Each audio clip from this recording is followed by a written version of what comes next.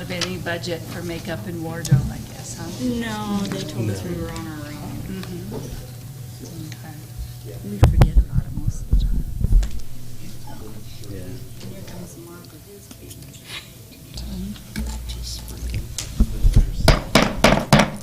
I'd like to call to order the meeting of the Albany Revitalization Agency, the Budget Committee meeting. And no roll call? I can call the roll if you'd like. Okay, yes. thanks. Chrisman? Here. Michael?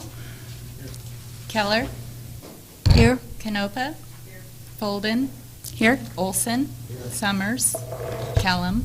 Here. Connolly? Here. Kopsinski? Here. Coburn? Here. Johnson? Here. Thompson? Here. Thank you. Thank you. The first item on the agenda is the election of the officers. We'd be electing a chair, a vice chair, and a secretary. Do we have nominations? Even though Floyd is not here, I'm going to nominate him as chair of the ARA committee again. I'd second that. Do you know who's the vice chair and secretary currently? Usually, Who's missing? You was tonight? I'm sorry, I think, didn't we decide that it was going to go up the vice chair would become the chair at that point? I mean, I thought that's what we had decided. I'm not sure. Just to clarify, I think what's on the agenda for you is election of the Budget Committee chair, not the chair of the Yes. agency. That's what I'm thinking, too. Okay. Yeah. So that's, all right. Okay, do you know who they are currently? Well, currently your chair is Sue Folden, who's chairing your meeting.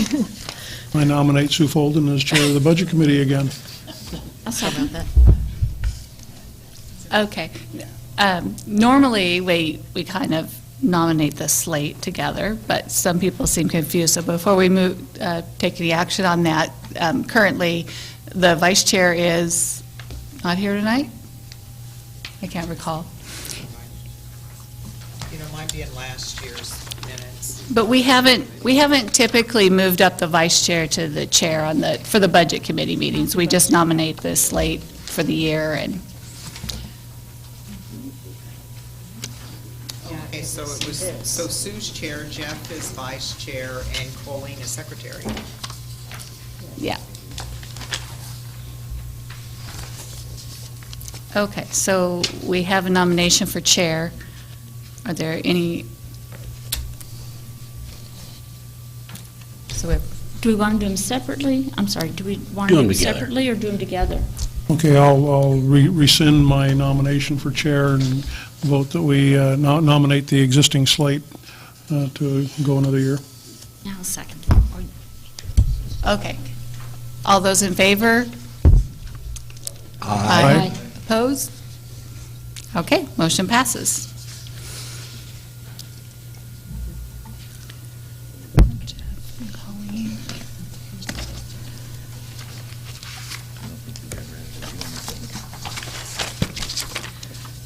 Okay, so we have before us the minutes from last year's May 15th, 2012 meeting. I move we adopt the minutes as written. Second. All Are right, we now doing the ARA budget, or are we doing the city budget? it's the ARA budget meeting still. Mhm. Yeah, so they're attached to the agenda for the meeting. All right, so all those in favor of adopting the minutes as written? Aye. Okay, opposed? All right. Motion passes. Scheduled business, so we start with business from the public. Is there any business from the public for the ARA Budget Committee meeting? No? All right. Then we'll move on to the proposed ARA budget deliberation. Everyone has in their packet this document. It's the one we're on. Okay.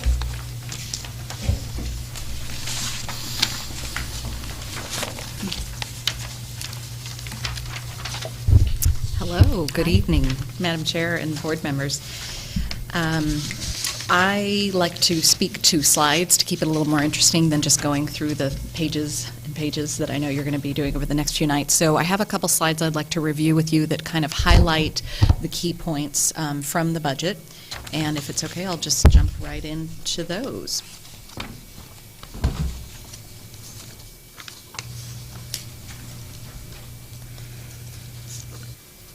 All right.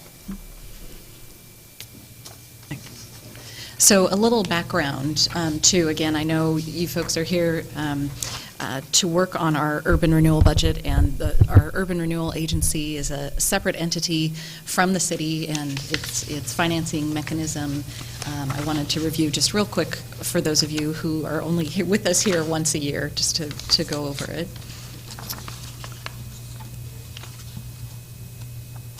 Oh, speak louder. Okay, sorry. And this is not working very well. Okay. Okay, so real quick, urban renewal in Oregon. Urban renewal in Oregon exists to address blighting influences, and it's one of only a few economic development tools that exist in the state of Oregon. Another example would be enterprise zones, which are a tax abatement. Urban renewal is used throughout Oregon in over 100 districts across the state, as you can see. There's a quick map. And urban renewal provides a financing mechanism of tax increment to implement specific city plans. And it uses the increase in property taxes, we're going to talk about that just super briefly, to fund specific projects in a specific area. So here's a map of our CARA district, which was established in 2001. It's 991 acres. And as I said before, our CARA district is overseen by the Albany Revitalization Agency. So the quick primer on tax increment. The idea with urban renewal is that it exists as a tool to eliminate blight. So if you have a community or an area of a community where blighting influences exist and you have declining property values, the idea is that you determine an area where there's an opportunity for projects that could spur redevelopment. You draw a boundary around that area and define a specific area where you want to make this change, and you take a measurement of the assessed value of that area, which we call the frozen base. Now that frozen base, that assessed value, when you take that measurement, is going to continue to flow to the taxing districts. In our case, we have a handful of taxing districts: the city, Lynn and Benton counties, the school districts, community colleges. It's only the increase in assessed value over a period of time that's going to flow to the urban renewal district. Okay? The idea being is that by using that blue area, that increase in assessed value, you're going to use part of those funds to fund public projects or private partnerships to eliminate those blighting influences, and at the end have a greater tax assessed value than had you done nothing at all. So that's the basic mechanism of how urban renewal works. A couple of important points about the CARA Urban Renewal District. The maximum indebtedness in our plan is $56 million.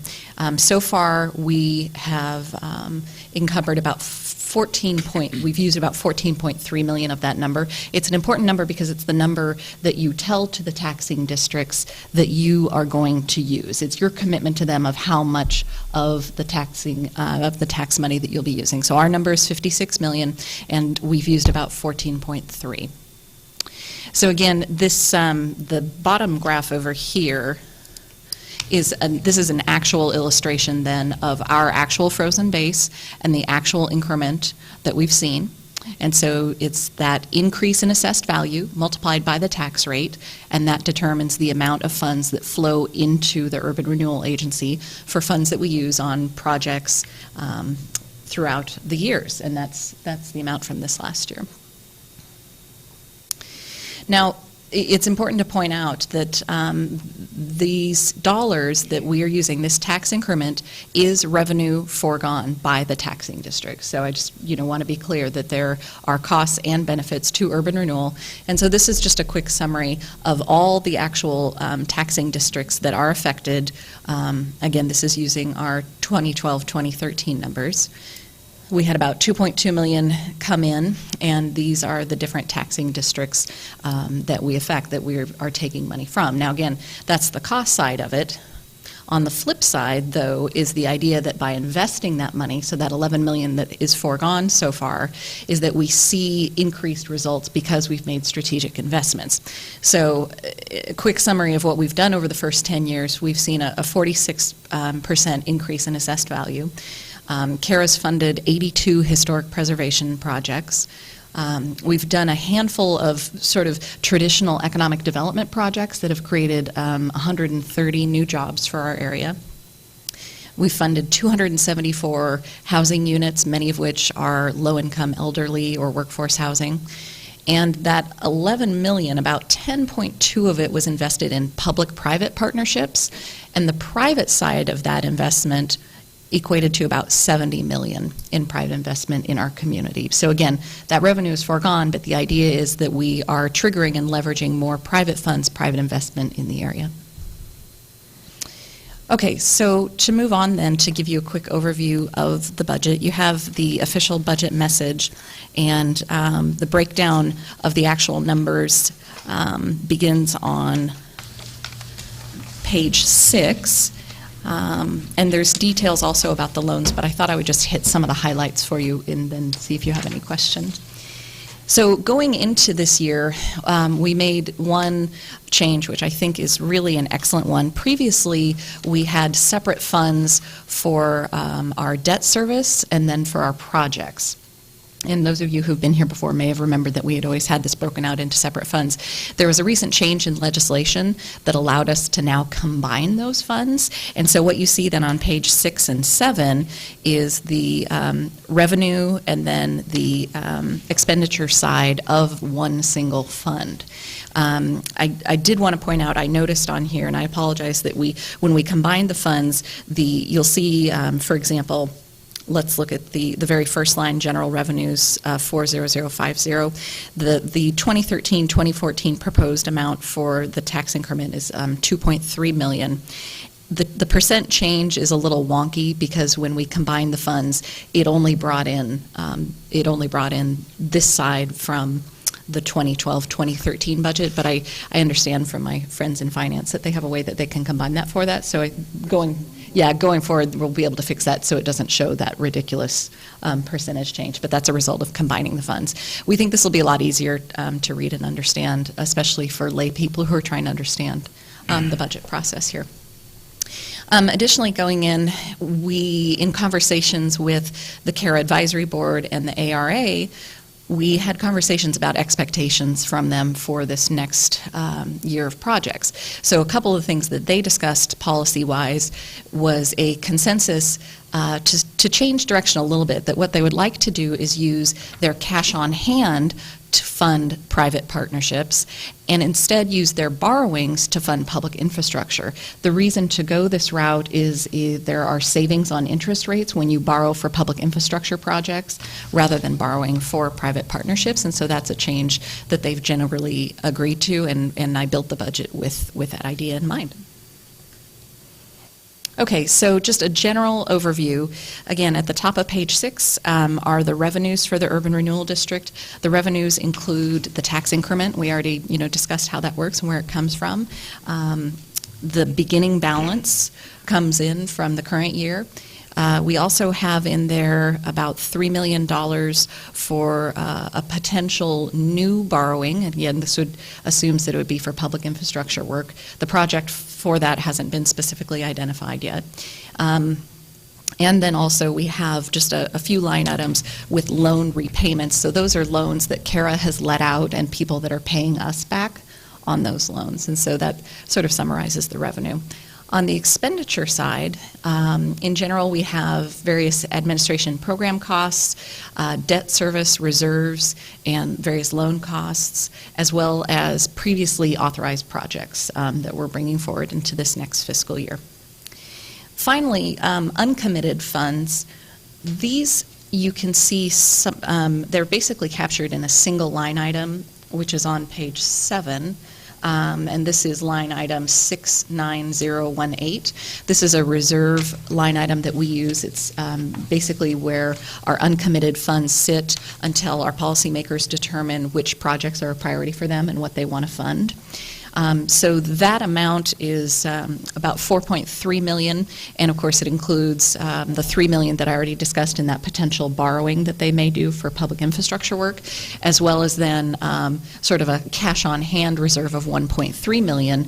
And I want to talk a little bit about some different potential uses for that and what our CARA Advisory Board talked about. So before we get to that, though, I wanted to make sure you guys knew where we were at on our current debt. Last year, we had a 2010 line of credit that was on the books, and we actually paid that off as of December. So for those of you that have been around and have a sharp memory and said, hey, where's that third loan?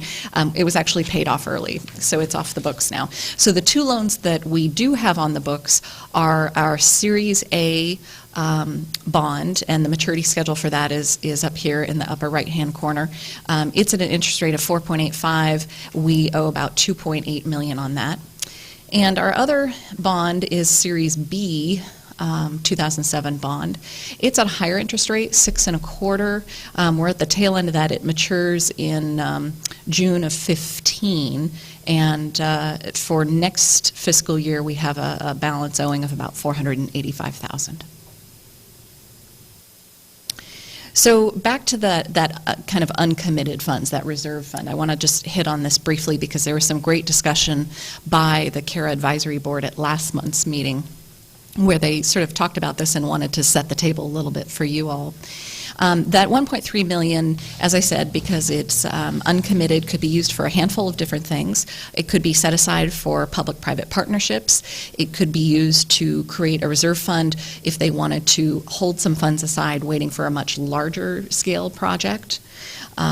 There's also the potential to under-levy, which is a situation where if requested or if chosen to, an urban renewal district can say we would choose to not take all of that tax increment in through the door. So instead of the 2.3, we could say we only need 1.3 million. We're going to under-levy by $1 million. And in that case, what they do is they distribute back that $1 million amongst all the different taxing districts. And so this was a topic of discussion at last month's meeting for the group as one potential use. And the final use that they considered and talked about was paying off of that higher interest rate loan. 6.25 is a little high compared to the current rates of what we can get for urban renewal borrowing. And the thought was if we were to look at paying that off early, it would basically raise our borrowing ceiling in the future and pay off some high interest rate debt sooner. So at last month's meeting, again, they're not the budget committee, but we did want to talk with them and talk about the planning for next year in sort of broad brushstrokes. The recommendation that they made in the form of a motion that passed was that they would like to recommend to you all the idea of paying off the higher interest rate loan. Again, it has a balance of about $485,000. Now, that $485,000 assumes the June payment is made. There is the possibility, and I actually included for tonight, this is the maturity schedule as of like today, roughly. So not including the June, the current fiscal year payment that's about due. We actually have the funds on hand. If this group thought it was a good idea, we could actually pay this loan off in the current fiscal year budget, or we could pay it off in the 13-14 budget. To pay it off this year would save us a little more interest. We actually then would be saving, about a little less than $60,000 in interest to pay that off sooner rather than later. So that's sort of for your consideration as well. $66,000 in interest. We'll still have to pay some of this because this June, let's say if we paid it off next week, some of this interest is still going to be due. Yeah. Because this conversation just recently occurred about the payoff of this loan, the payoff of this loan is not in the current budget before you. It was planned to be taken care of out of that reserve, but if this body feels strongly about paying this loan off either in the current budget year or in the 13-14 year, we can certainly make that change and make sure it's included. And that's sort of my summary for you. I am happy to answer questions specific to the budget, and Wes and Stuart are also here behind me with really excellent answers as well. while everybody gets warmed up, I'll ask you a question. So it looks like the cost of borrowing is $90,000 on $3 million, so 3% of a bond, if you go out for one, is what you're spending to make that happen? You're talking about that's the amount for the creation of the loan, bond Right, counsel, right. et cetera. So then the loan we were just talking about at 6.25%, if that was paid off and you went out for similar funding, Yeah. what sort of rate would you be hoping to get?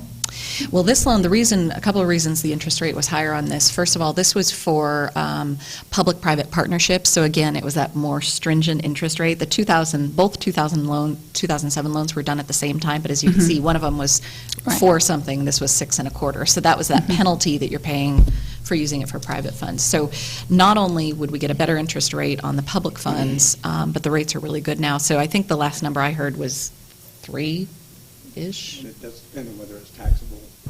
Taxable, yeah.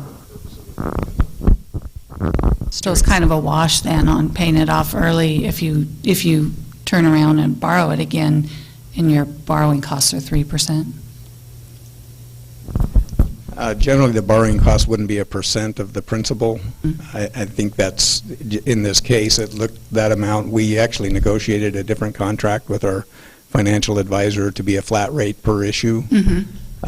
So whether that equates to 3%, I'm not sure. It's probably ballpark, but Yeah, that's what I'm looking at in the budget is $90,000 on $3 million. If that $90,000 equates to that. Yes, that's right. Relates to that, okay. Yeah, for bond costs, that's exactly right. Okay, thanks. Yeah. Sharon? I just kind of wanted to clarify also, it was, last week was the CARA board that met, and there was a lot of discussion about under-levying, and there was strong support to not go that route, and to keep CARA in business, move forward, and get projects moving. So the CARA board did not recommend to under-levy on that.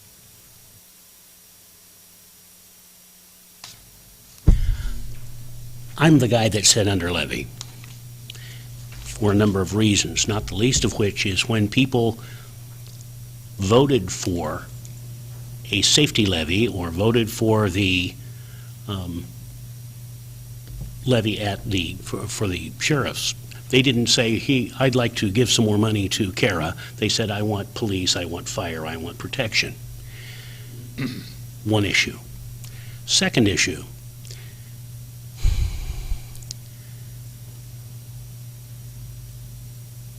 we're in a bit of a bee's nest going on here. And if we leave the impression that we don't have a project that we're looking at right now at all. Now, there are some potential ones, but we don't have one. But we're going to go out and we're going to grab every last little piece of money we can grab so that we can have it available to do something that we want to do. What that tells the voter, who in the past has said, we think these folks are out of control. Well, whether they are or not is irrelevant. Whether we are or not is irrelevant, I'm sorry. But the fact remains that was, for a very large contingent of the voter, the impression that they had. I leave the impression that if we're in control, we know what we're going to do and we know what we're going to use the money for. If we don't know what we're going to use the money for, it doesn't look like we're in control. And I think they would be right. I would renew my objection to taking all the levy just because we can. I mean, if we have a need for it, if we have something that, great, fine. Let's balance the amount of money we take from the chief and from the fire chief against something that we're going to do out here that's good. And if we can't do that, we shouldn't take the full levy. Thank you. Jeff, was your hand up before? It was, but I'm okay. Okay. Go ahead, Ray. I'll take the opposite tack from Councilor Kellum. I think we have an incredibly long list of projects that could be, we don't have anywhere near the amount of money at this point in time to do the public infrastructure projects that are on our plan. It's not this money. That is still borrowed money, that is true. So we're by design, the Urban Renewal District is trying to build a reserve so that we can have money to do something. And I think that it is, we've talked this to death, and you and I are just happen to be in the opposite camps on this. I think we need to get some shovels in the ground and show the people in the Urban Renewal District that we are still going forward with the plan. It was a good plan, and there's still a lot to be done on it. Madam. A comment on that is, for me, the urban renewal districts in whatever city in the county has them right now. People have been aware of them. They're on their tax statements, and so it's not like it's a surprise. This is what's happening, and so it's just, to me, it's just not an argument that, oh well, they didn't know. I mean, it's just been going on for a long time, and when people get their tax statements, they understand that. Because whether they understand it or not, I can't say that, because a lot of people do not understand it. I mean, it's hard for us to understand sometimes. But on that, I'm just say that I'm not for under levying, because I'm afraid it would, if you do it for 1 year, it just wouldn't, it would basically maybe give some positions back, but then you'd have to take them away again if you didn't decide to go forward. So anyway, my other question, Kate, is on the first line of page 6, just want to make sure that I'm understanding. It looks like there's a 15,695% increase. Yeah, that was the complication I talked about, that in combining the funds, this fund existed in the previous year for project work. We had a separate fund that existed for debt service. So in the current year, the majority of the tax increment revenues flowed into the debt service fund, not into this fund. But again, going forward, I think Ann and Stuart are going to be able to combine this so you won't see that huge change. To be clear, the amount proposed for this year, we've actually left that flat to take a conservative approach. We haven't included any significant, in fact, we haven't included any increase in the predicted revenues coming in. We left it flat from what the actual received was in 12-13. And then just a quick other question. Sure. On our the people that we have loaned money to, how are those payments coming back? Has anything started being paid back? Are they timely? Are they not yet? Or where are we? If you would like, I actually have a maturity schedule for those loan payments, and we have a handful of different loans that have been being made. I think one shining example was Willamette Community Bank. They actually came in and paid their loan off early, which was wonderful. And we have some others who are making their annual payments along the way, Mr. Yamamoto, and some others. So if you'd like, I'd be happy to get you that maturity schedule for the incoming loans. I think that would be very good. Thank you. Yeah.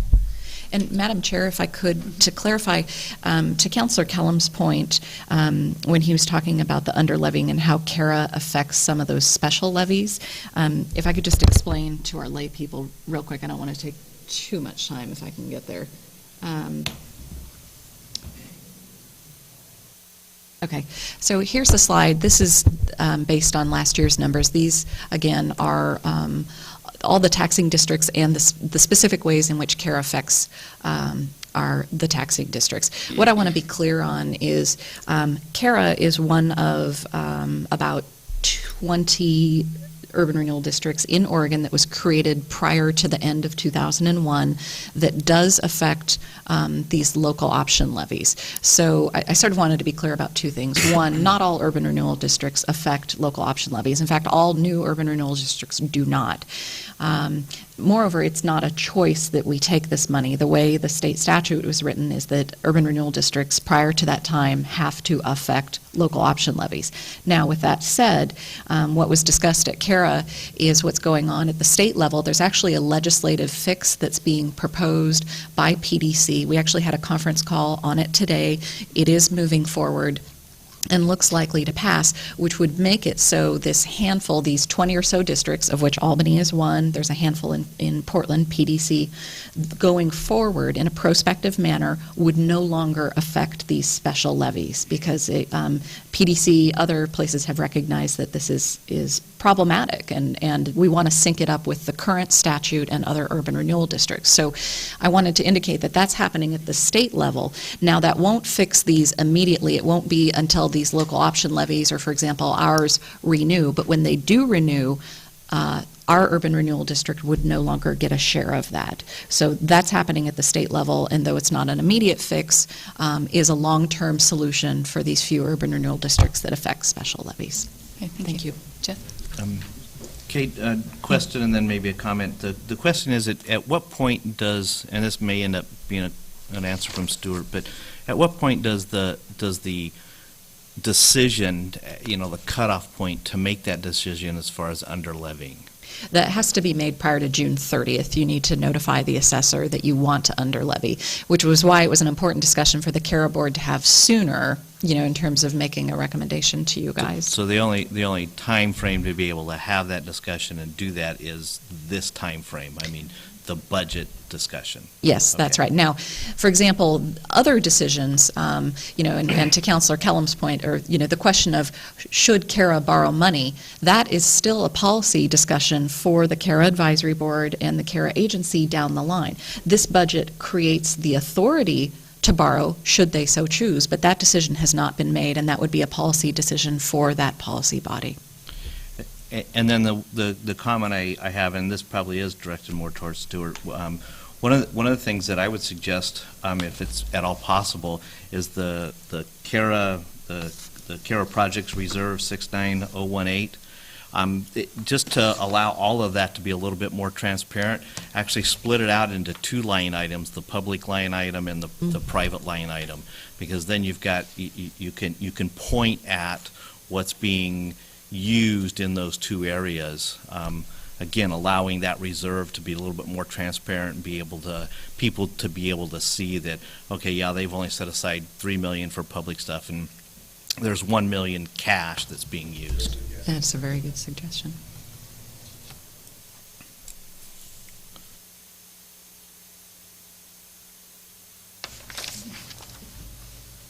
Kate, in this document, I don't see anything about any projects that may be on the horizon, proposed things. Sure. Do you have any that, when the new budget is passed, are ready and in the pipeline to be brought to the board and acted on? That's a great question. Well, here's how I would answer that. In terms of public infrastructure projects, or even private projects, the urban renewal plan is our guiding document as to what we can and cannot do with the money. And there's 51 projects specifically listed in that. So that's always the place that I'm directing our policymakers back to. It's, okay, what's in the plan? What's a priority for you? Now, with that said, I think that's more of a guiding document for the public infrastructure projects, because it outlines some specifics like Water Avenue or different projects like that. On the public-private side, as you may be aware, the CARA board had put their funding on hold since early last year.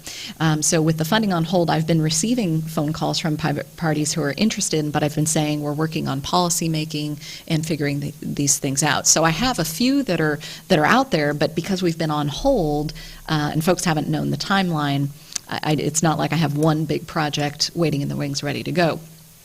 So what we're doing, though, is over the next month, really, I hope just a month or two, is finalizing policymaking around those public-private projects, figuring out what the priorities are, and then we would go back to what we did prior to last year when we advertise, we let people know, hey, we have loan funds available to create jobs, or whatever it is the policymakers decide upon. And so I don't foresee a problem finding really good quality projects for whatever it is the policymakers decide they want to focus on. So the lack of actual in the chute, I'm going to call it, projects is due to the fact that we withdrew most of the funding availability last year, and it's been waiting for policy decisions. That's what I would assert, yes. Making sure I understand. Thank Okay, you. thank you.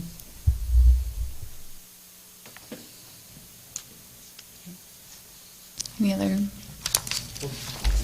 Jeff? Kate, do Sure. you need a recommendation from this committee on the paying off the debt? That would be nice. I mean, the CARA Advisory Board made a recommendation that they would like to see that debt paid off. I didn't have the specific numbers that evening as to the benefit of doing it in the current fiscal year versus the 13-14 fiscal year. So if you all have a recommendation or feel strongly one way or another, I could certainly take that information. If the recommendation is to do it this year, I think, I'm sort of looking at Stuart, but I think we would need to hold a separate supplemental budget meeting for the 12-13 budget, which is no problem. We can certainly do that. If you would like to have it paid off in the 13-14 fiscal year, then you could just give us direction and we would add it to be a part of this budget. With that, I would make a motion that we direct staff to show that debt being paid off in the proposed 13-14 budget. I'd second that. Jeff, you're talking about the 764K or the 485? The 485, the one that was Yeah. recommended by the smaller of the two at the 6%. Right. So, and the 485 is the amount that will be on the books after we make our June 13 payment, just to be clear. Yes. And that's kind of why I stayed away from an exact amount, because it needs to Sure. show what you need to do to put it in that budget year. Right. So we have a motion to recommend that what's the series? Series B? 2007 Series B. 2007 Series B debt be paid off in the 13-14 budget. All those in favor? Aye. Opposed? Aye. All right, motion carries. So on our agenda is approval of a resolution. I don't actually have the resolution in front of me. On the back of something? Yeah, I think it was on the dais. It is, Thank you. okay. There it is, magic. We can continue our discussion. I just wanted to make sure everybody knew it and had it in front of them. I move we approve the resolution for approving the Albany ARA budget for fiscal year 2013-14 by the ARA Budget Committee and recommending for the ARA agency certification to Lynn and Benton counties. I'll second that motion.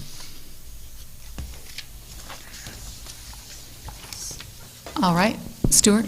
If I could ask if we just include in that motion approval of the budget with the previous motion incorporated into the budget. Thank you. Reword it so. Is your second stand? Yep. All right. All those in favor? Aye. Opposed? Aye.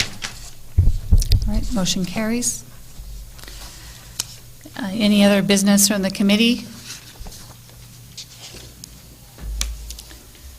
None? All right, the ARA Budget Committee meeting is adjourned. Thank you very much. Thank you.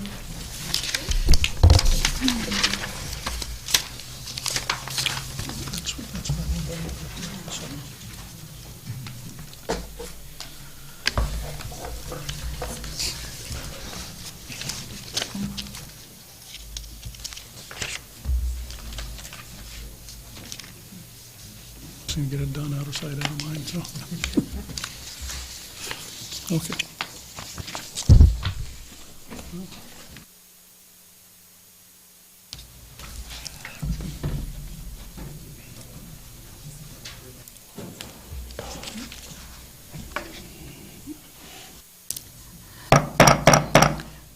I'd like to call to order the meeting of the City of Albany Budget Committee.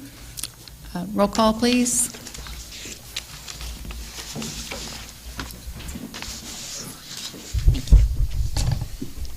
Chrisman. Here. Michael. Keller. Here. Canopa. Here. Folden. Here. Olson. Here. Summers. Callum. Here. Connolly. Here. Kupczynski. Here. Coburn. Here. Johnson. Here. Thompson. Here. Thank you. Okay. The first item on the agenda is election of the officers, and the City of Albany Budget Committee officers are the same as the ARA. So myself as chair, Jeff as vice chair, and Colleen as secretary. I'll take nominations for this year's slate of officers. Willing to serve? Are you willing to serve? Yes. Then I would nominate the current members for next term. Second. All those in favor? Aye. Opposed? Okay, the motion carries. The next item is public hearing for state revenue sharing. So this is a public hearing to consider public comments on the city's uses for state revenue funds as part of the proposed budget for the fiscal year 2013-2014 discussion. The public hearing is open at 7:10 p.m. Is there anyone in the audience who would like to comment?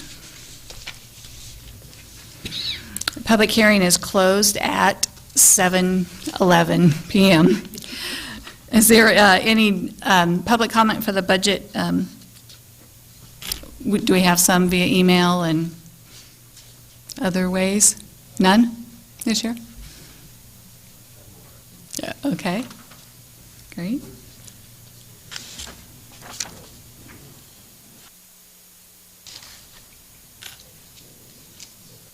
Okay. So we have before us the minutes from the last fiscal budget meetings on May 15th, 16th, 17th, and then this January 29, 2013, and the Capital Improvement Project joint work session on April 4th, 2013. I'll make a motion all those minutes be approved. Second. All those in favor? Aye. Opposed? Okay, the motion carries. All right, we're ready for the budget message.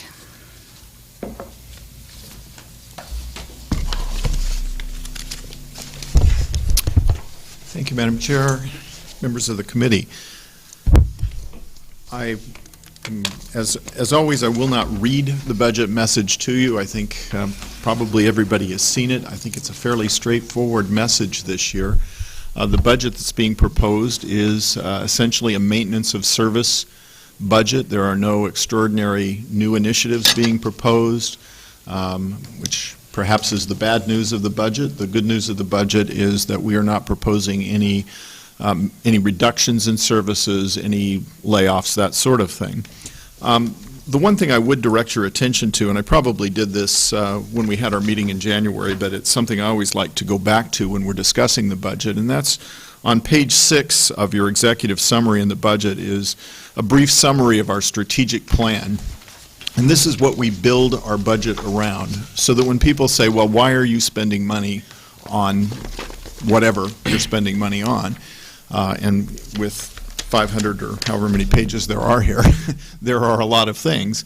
It's this strategic plan that we as staff use as our guide, and it's the direction that we have received from the City Council about how to prepare the budget, that these are the things that are important. And if you think of the themes of the city, a safe city, a healthy economy, great neighborhoods, and effective government, those are the 4 general themes that probably any community is trying to achieve, and then we get progressively more specific as you go through our plan.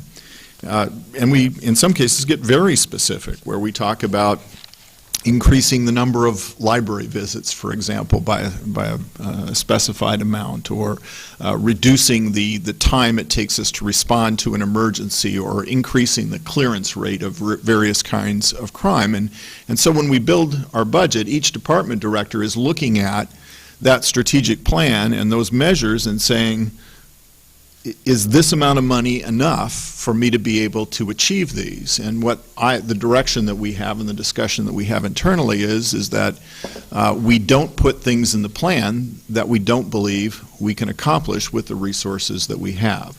So that at least in theory, when you see this plan, the strategic plan, and you look at this budget, the budget is designed to achieve what we've said we will do. It's not perfect. I wish I could say it was, but I think we've done a pretty good job of trying to lay out our priorities, communicate to our cities to our citizens what we're about, and trying to justify the expenditures that are proposed in our budget. One thing I did make a lot of mention of in the budget this year was a report that we received from Moody's Investor Services as we prepared to refinance the water bonds that funded our water treatment facility out on Scrabble Hill Road, our joint facility that we have with Millersburg. And I use that as an example because it was sort of an independent verification of good practices that city has been engaged in, I think, over an extended period of time in terms of how we manage our money. So that when somebody's looking at the city of Albany as a potential investment, they're saying they have not just our assurance, not just me, the city manager, who has a profound self-interest in saying that we're well managed, but we can look to an investor service that is doing an independent review, and they say, yes, the city of Albany is doing the right stuff financially so that it is a sound investment and there's a good likelihood that you will receive the promised return on your investment.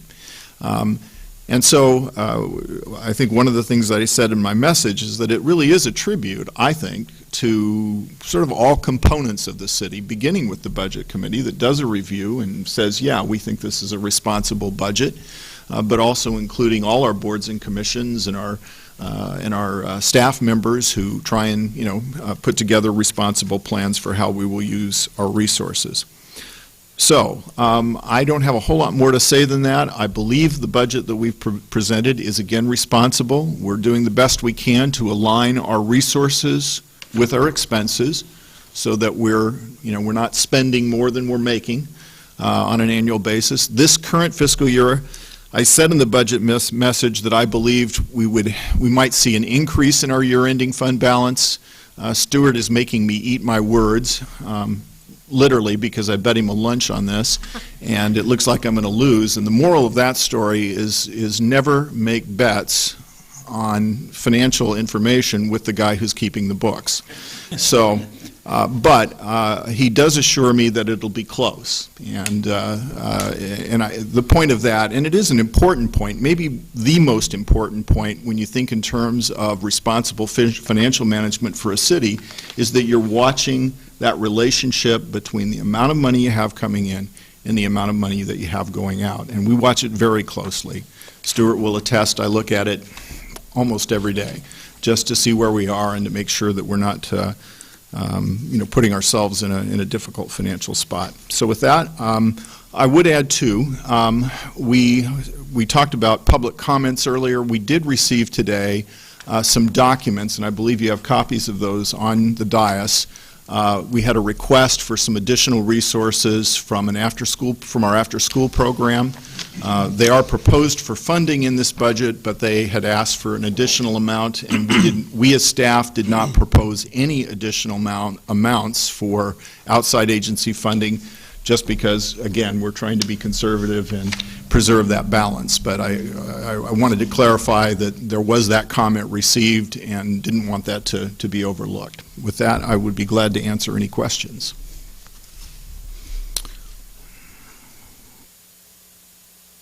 Like you're off the hook for now. Wow. Thank you. Okay, so Finance Department.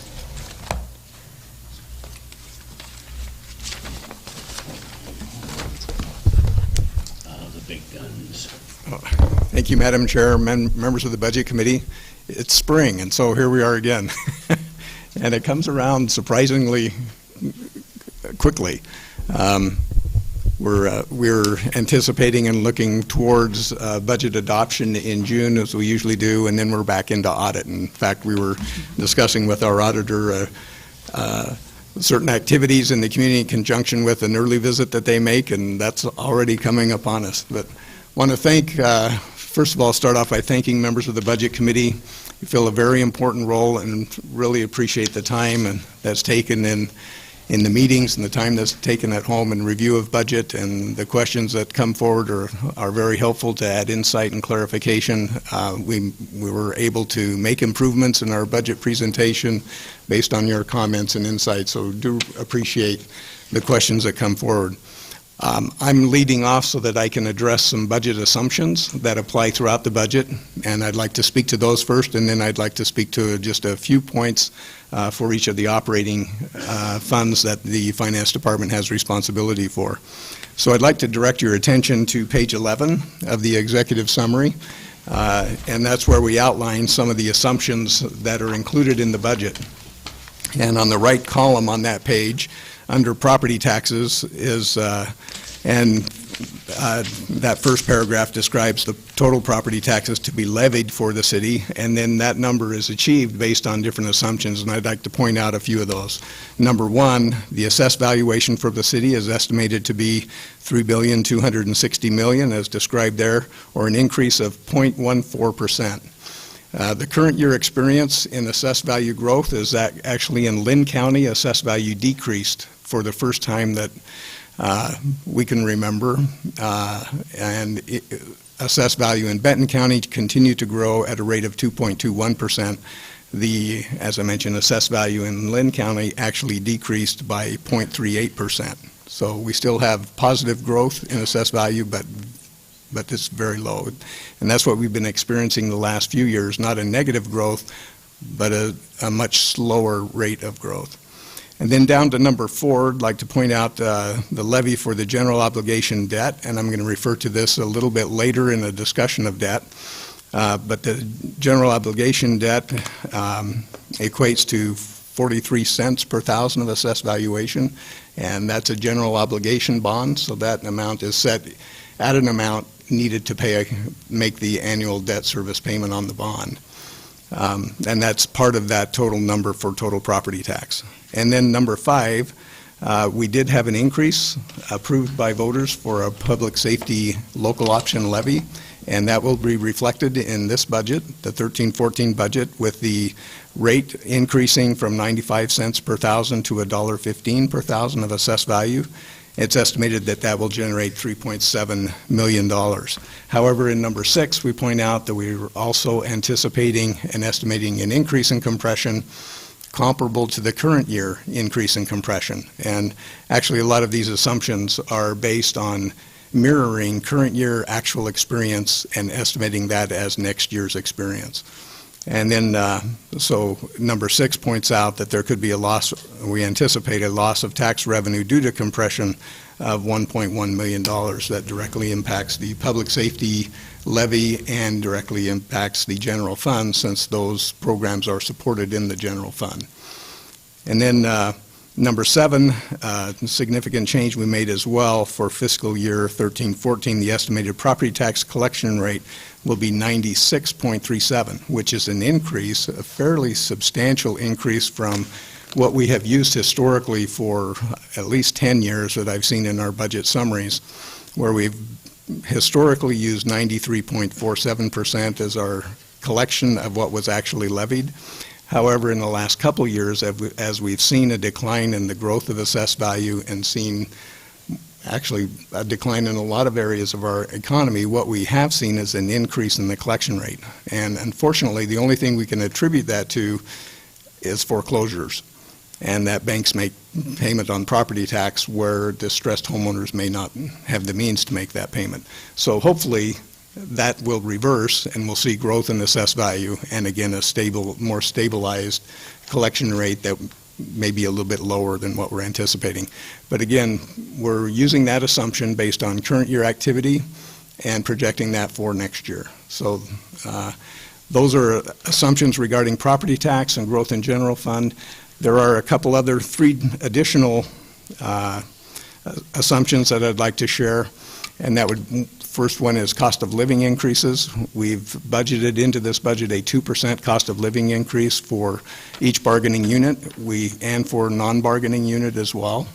However, those bargaining agreements, you'd have to, and I'm sure David Shaw will address those in his comments about when those contracts come due and what the range of options may be in negotiations in those contracts. But I wanted to share what was included in the budget at this point in our estimate going forward. Also, there are increases in the cost of PERS, and I wanted to state that up front. There is the expectation that Senate Bill 822 will reduce the PERS costs in next year's budget going forward. There are three components of a PERS cost. There's the PERS rate, which is what would be affected by the Senate Bill 822, and what does increase based on the actions that have been taken by the PERS board, increase in the PERS rate. The second component I want to mention is the cost for the employee pickup, and in our bargaining agreements, it has been negotiated that the employer would pay the 6% employee pickup, so that continues as a component of our fee, of our charge. And then also, we participated with other local governments in funding a portion of our future unfunded liability with PERS by taking out some debt in 2002 that we're paying down, and that actually amounts to about 2% of our PERS cost goes to pay for the benefit or for that debt service. The impact of that debt service, and we are still seeing positive impacts from participation in that bond, that it actually reduces our overall rate. So we're trading off the debt and funding some of that future liability and paying for it through rates.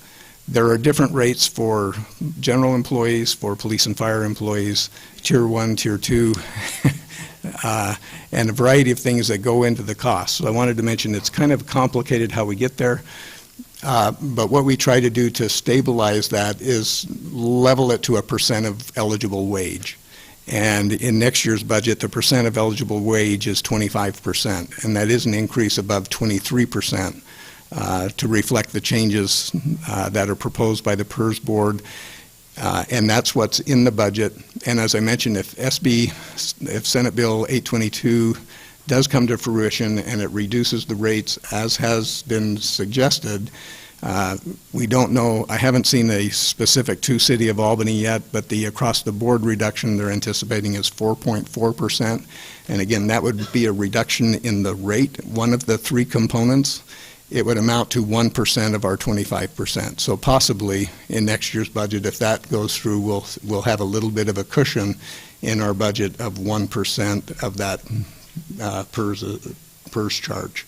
So we're factoring in the costs as it was proposed and what we anticipated when the preliminary budget was put together in February, recognizing there may be legislation that may impact that. We haven't built into the budget any expectation of what that legislation would be.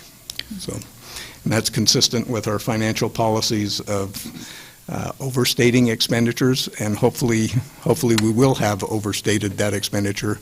However, I could mention too, footnote, the PERS board has anticipated implementing a rate collar, which would capture some of that cost increase, but it actually only defers it to the next biennium, excuse me. Millennium would be nice. That'd be past all our retirement day.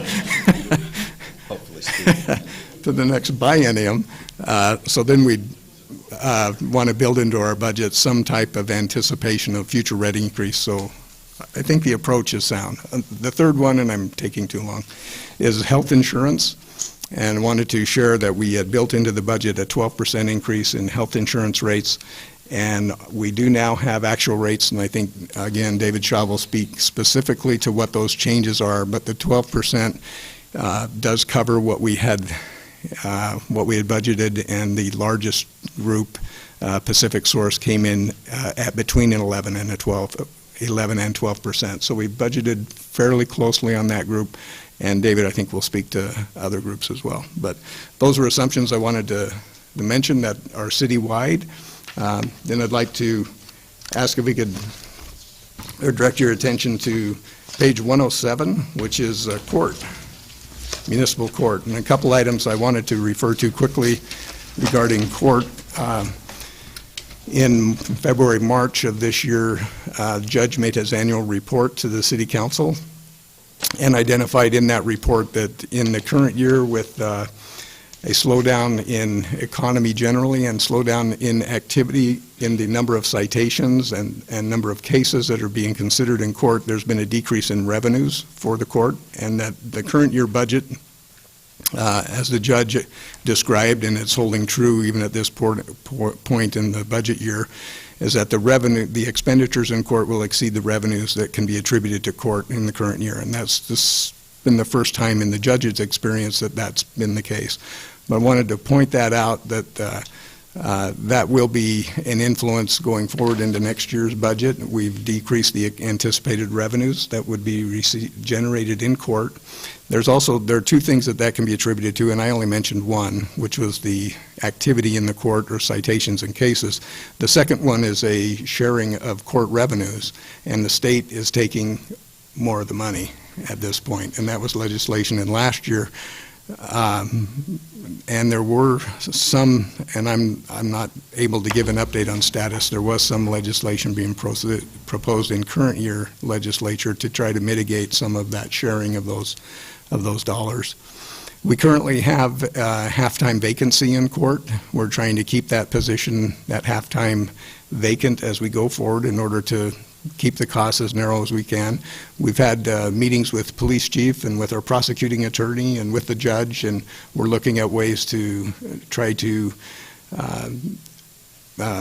reduce the costs associated with the municipal court. But there are significant benefits to the community to continue to have a municipal court, and we feel that it's probably worth and definitely worth the effort and worth the identifying that there is a cost associated with providing that service, but it certainly is a benefit to the community. An additional item for court that I wanted to mention, the software that court uses is a JLAN software that we've used for a lot of years. However, it's a software that's no longer being offered for sale, and that's step one of the death of a software program. We also found just yesterday, Ted from Jorge's office in IT found that one of the principal principal service reps with JLAN left the company. So during this next year, we're going to be doing a review of court software, and probably in next year's budget, we'll be coming forward with some remedy. And not sure at this point how to recommend funding that, but I wanted to mention it so you'd have it on your radar when it comes forward, probably in next year's budget. Then I'd like to shift from court to page 109, which is our risk management fund. And I wanted to point out a change in our property insurance coverage going into this next budget year. In the past several years, we've been insured for property through Affiliated FM, a company that was able to provide very reasonable costs for very good, principally earthquake insurance is why we chose to go with Affiliated, and for not much more than it costs for $20 million of coverage, we've been able to achieve $100 million of coverage for property insurance. However, that wasn't working out real well for Affiliated, and so they've given us notice that it will not be available next year.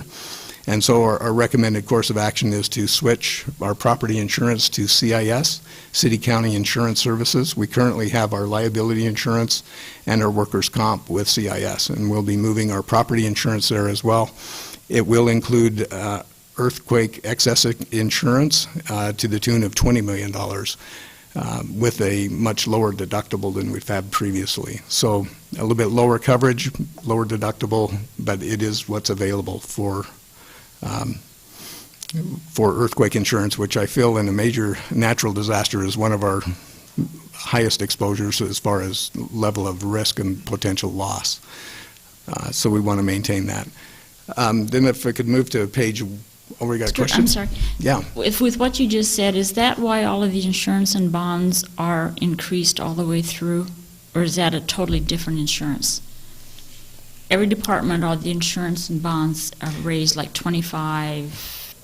And that- 27%, but is that different from what you're just saying? It's actually a combination of all those. Okay. Yeah, the cost for insurances for liability for the workers' comp actually is separate, but the liability and property are the two components of that insurance charge. And you're right, it does reflect an increase in that cost based on our claims experience. And we do use a methodology based on actual claims and exposure, potential loss in claims, and how those costs are allocated So among you- the operating You departments. do expect the new policy, since it's not being offered with going with, what'd you say, city and? CIS, yeah. Yeah, CIS.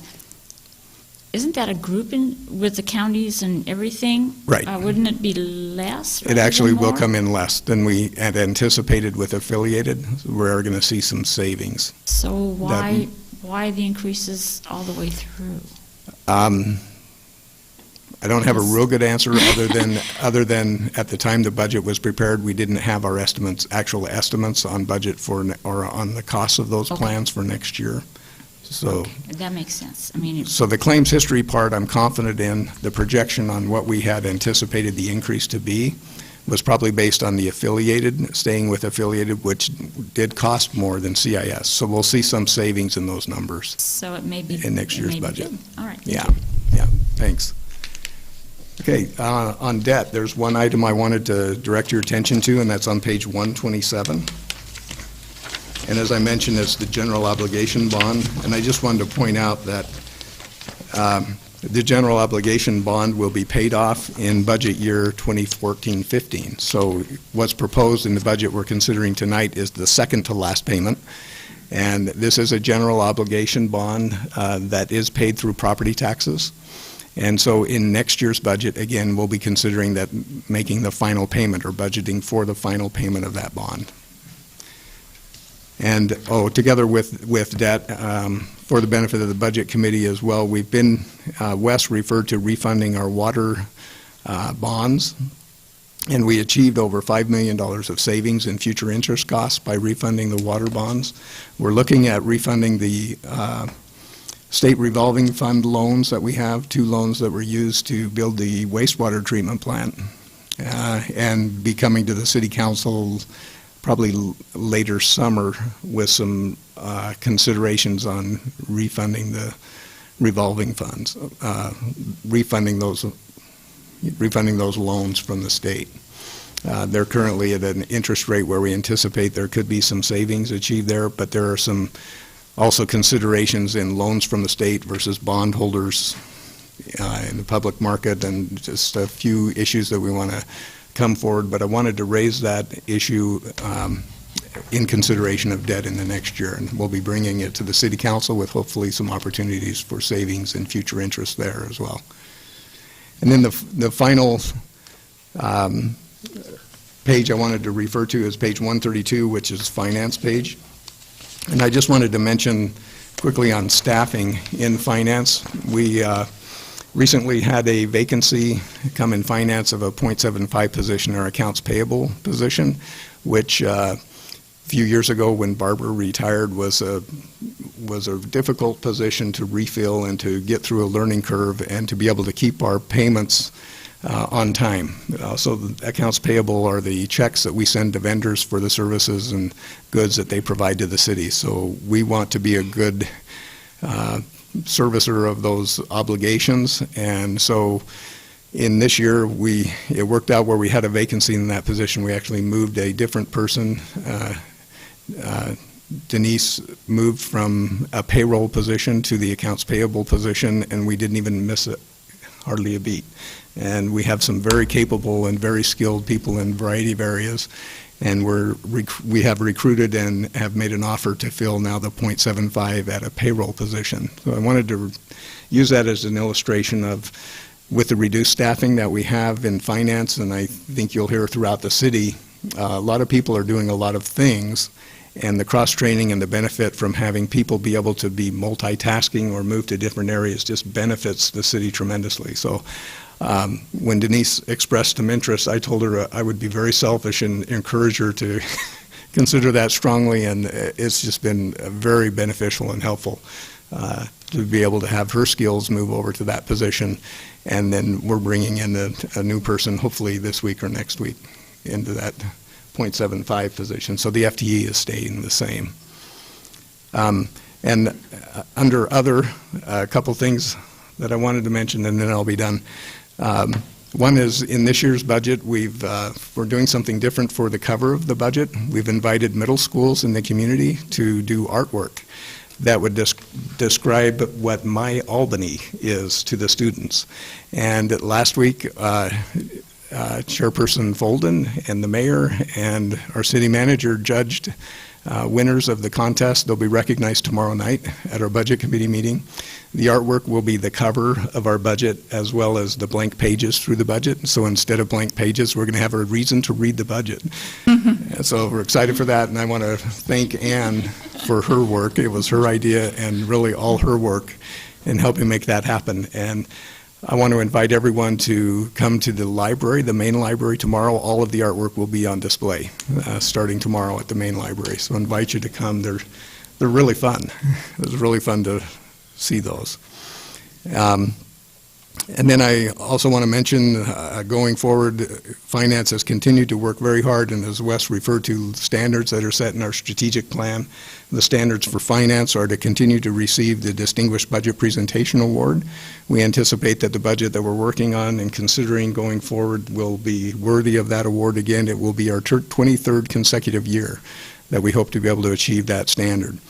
Also, as I mentioned in July, we'll start review of the current year budget in our auditing process, and we expect also to be able to continue the standard to receive the Certificate of Achievement for Excellence in Financial Reporting, and hopefully next year's report in receiving that award would be the 30th consecutive year that the City of Albany has received that award. And then we have one that is still pending. We submitted our very first popular annual financial report this year, and we haven't received notice yet. So we're hoping we have one consecutive year of receiving that award. I want to thank Ann Baker for her work largely, as I mentioned, with the artwork, also with the popular annual financial report, and Mike with this financial reporting that's put together. They are definitely the lead and mostly the doers on those very significant projects. And I want to thank Mary Dibble, who's not here tonight, but she makes sure we get all our public notices and that we're legal in holding our meetings. And thank all of Finance and Court for great work that they do. And if there are not any questions, I'm done. Great. Stuart, I'd be remiss if I didn't ask at least one question on the resource detail. It's incredibly minor dollars amount, but I'm just wondering, on the resource detail on page 16, about in the middle, it says conflagration response reimbursement, going from $2,800 to $10,000. That's reimbursed by whom, how? It's a John Bradner question. It's a fire response to wildfires, and we get reimbursed for our participation in conflagration response. Thank you. Okay. Good. Thank you. Governor, do you? Bessie? Yeah. Yeah, Stuart, on the minutes of May 16th of last year, there was something brought up about credit cards, and it says staff has investigated merchant services costs and thinks it would be worth considering a separate request for proposal for that work in the next banking service review. Was that done? Yes, and we're actually in the midst of conversion from Wells Fargo Bank to U.S. Bank, and merchant services was a part of that contract that was brought to the City Council actually in December for an extension of the Wells Fargo contract through June, and then we came forward with a adoption of a resolution to transfer to U.S. Bank. I think that was in March. So March or April. We're in May. So this is our first month. Actually, May 1st was our first activity with U.S. Bank, and bank transitions are very difficult. And so on top of the other things that Mike and Ann have been doing, but our transition has been going remarkably well. But a key part of that is our merchant services, and it appears that we'll achieve the savings that we had anticipated with the merchant services. Other than cost, the service through Wells Fargo Bank was very good. It was actually one of our areas of very quality service from Wells Fargo Bank. So we're hoping, we have yet to have a track record with U.S. Bank. We're hoping that level of service will continue with U.S. Bank in addition to the savings that we hope to achieve. And one other thing, on page 105, it was talking about transfer of $147,200 transfer to the Parks and Rec Fund. And when I get to the Parks and Recs Fund, what it says it was for doesn't add up. It's short about 47,000. I can't remember. I've got it written somewhere. But it was for the Boys and Girls Club, the YMCA, and the Community After School Program.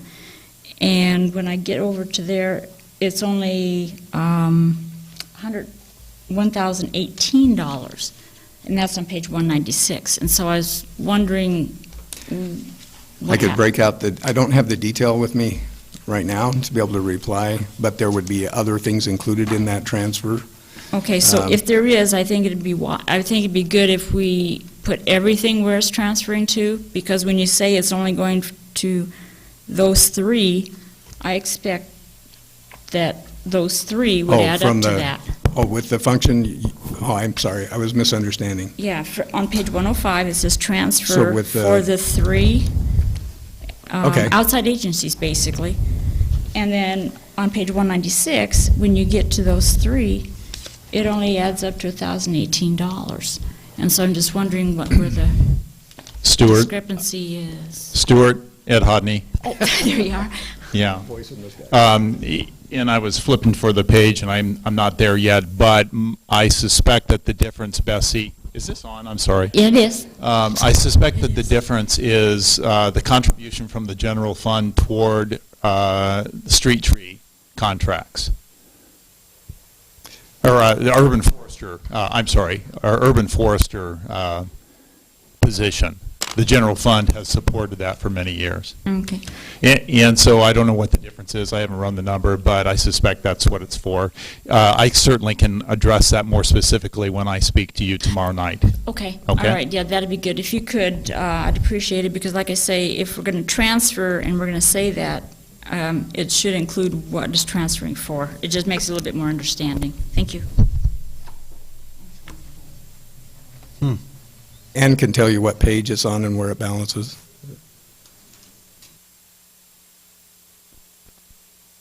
Okay, the transfer Where it's received in parks. in parks is on page 186. It's from General Fund 187.2. That is the transfer out of the general fund. Let me get back to that page. Yes, it's 147 for the three outside agencies and then 40,000 for the urban forest. Right. But the 147,000 doesn't match up with what went to the three outside agencies. That's what I'm trying to say. Those are different numbers. The transfer, what you're looking at, the transfer out, it matches the transfer in from the general fund to the parks.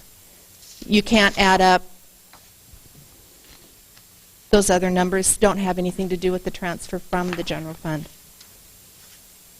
But the point Bessie's trying to make is that on page 105, it says that a $147,200 transfer to the Parks and Rec Fund provides continuing funding for and those three agencies. But Right. if you go to the parks budget and add those three agencies, it doesn't come to 147.2.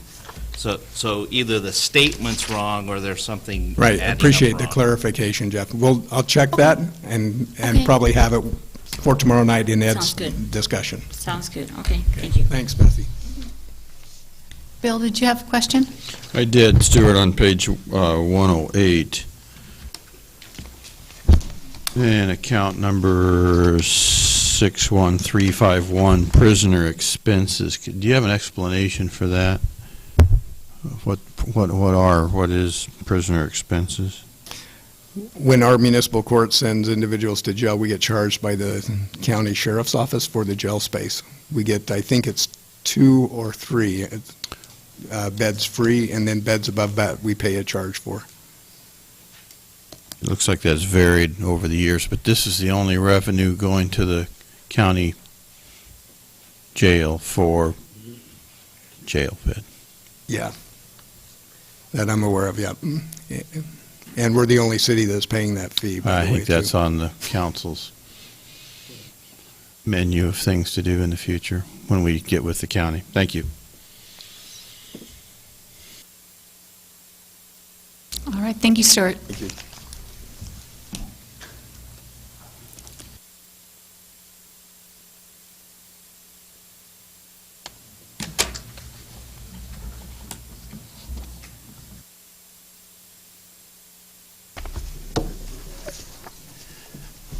I need backup. Hey, Chief, I just got back from Mississippi. Yes, sir. You folks are very small, 7 feet tall, looks at you like you're some kind of a felon as they're driving past doing 60 miles an hour, and you're doing 60 in a 60. You look great. Different areas of the of the country. That's all right. Well, good evening, Madam Chair and members of the Budget Committee. I am Ed Boyd, and it is a privilege to serve as your Chief of Police. Tonight is my 8th and final budget that I will present to the Budget Committee. The last few years from a budget perspective have certainly been challenging and have eroded our ability to provide the level of services to our community that we would like to see. The Albany Police Department does a tremendous job of providing law enforcement services to this community with the resources we have and the demands that are placed upon our department. As I do each year, I need to thank my amazing and excellent staff for the work they do, not just on the budget, but in managing their respective responsibilities day in and day out in meeting our mission of excellence through service. All of the great work we do at APD would not be possible without the outstanding staff, supervisors, and managers that we have. I would also like to thank you, the Budget Committee, for your time and diligence that you put forth in this effort each year. We do appreciate your work. So as that, I present you with the 2013-14 budget for the Police Department.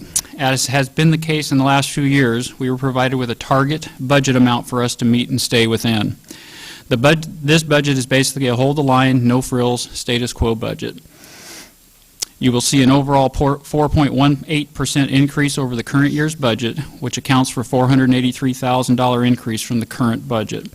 This increase and more was taken up by increased personnel costs related to contractual obligations and other increased costs, as already discussed and mentioned by Stuart previously. You will notice in materials and service line items that the only increased line items were those items over which we have no discretionary control. They were mostly all interdepartmental charges. Materials and services increased a total of $22,100 from the current year's budget, which equates to a 1.08% increase. Over the past 4 budget cycles, not including this submission, we are down over $320,000 in the materials and services line items. Even though this budget does not require further cuts to positions or programs, I believe it's important for the Budget Committee to remember and understand that in order for us to meet our budget number for this year, as we have in each of the past 4 years, we have again not funded equipment replacement line items at all, or very minimally, for now 4 out of the last 5 budgets. And that's with the exception of leased vehicles, which it remains consistent from year to year. We are also still down 6.3 positions that are authorized but unfunded in APD, including a sworn captain, 2 police officers, a dispatch position, community education specialist, an administrative services supervisor, and a reduced time property and evidence specialist. We have not kept pace with incremental staffing increases in the department generally required to meet increased population and service demands in each of the past 4 years. Moreover, we currently have 3 officers in their initial field training, 1 hired just 2 weeks ago, 2 more candidates whose jobs have been offered but they're not yet on board. They will be coming on, 1 at the end of this month and 1 in August, and 2 other open positions that are still yet to be hired for. Those officers in their early training and those not started or hired yet will be of little value to us for a minimum of a year or more. With the 3 unfunded sworn positions, we are currently 11 sworn officers down right now, basically a full patrol team. Our traffic officers and K-9 officers have all been assigned to patrol teams, and our SRO, our school resource officers, will be working with patrol teams once school is out for the summer so we can maintain and meet our patrol responsibilities. Our ability to conduct proactive projects, summer programs, bike patrols, park patrols, a lot of things that we generally do in the summertime with our SRO staffing are not going to happen this year. Those resources and our ability to do that have diminished significantly. Turning to our levy budget, we have an increase of 3%, which is about $28,800. The public safety levy provides funding for 9 positions in the police department. The levy provides for personnel costs and very minimal materials and services costs anymore. Your police department continues to provide excellent service to this community in difficult and challenging times. I continually and frequently receive great kudos from the public and the people that we serve every day out there. Every day, my staff put themselves on the line to make this community a better place and to keep it safe for all of our residents. I have been tremendously grateful and blessed to work with such great personnel for over 7 years now. It has been an absolute honor and privilege to serve as your Chief of Police. So in the interest of time, and as we don't have such a very complex budget this year, I'll stop, and my staff and I are available to answer any questions you might have. Thanks. Thank you. Bill? Chief, when Captain Ashley retired, I know you went to the 2-captain system. Curious, now that you've done that for a year or more, how that's working, and if you're happy with that, and if that's also something you might recommend to our new chief continue. Switching from the 3-division to a 2-division format has worked well for us. It has put an increased workload on the 2 remaining captains and, quite frankly, the chief's position, because that work that was being done by that 3rd captain had to be picked up somewhere. So I think my 2 captains sitting behind me here will attest that their workload has increased tremendously.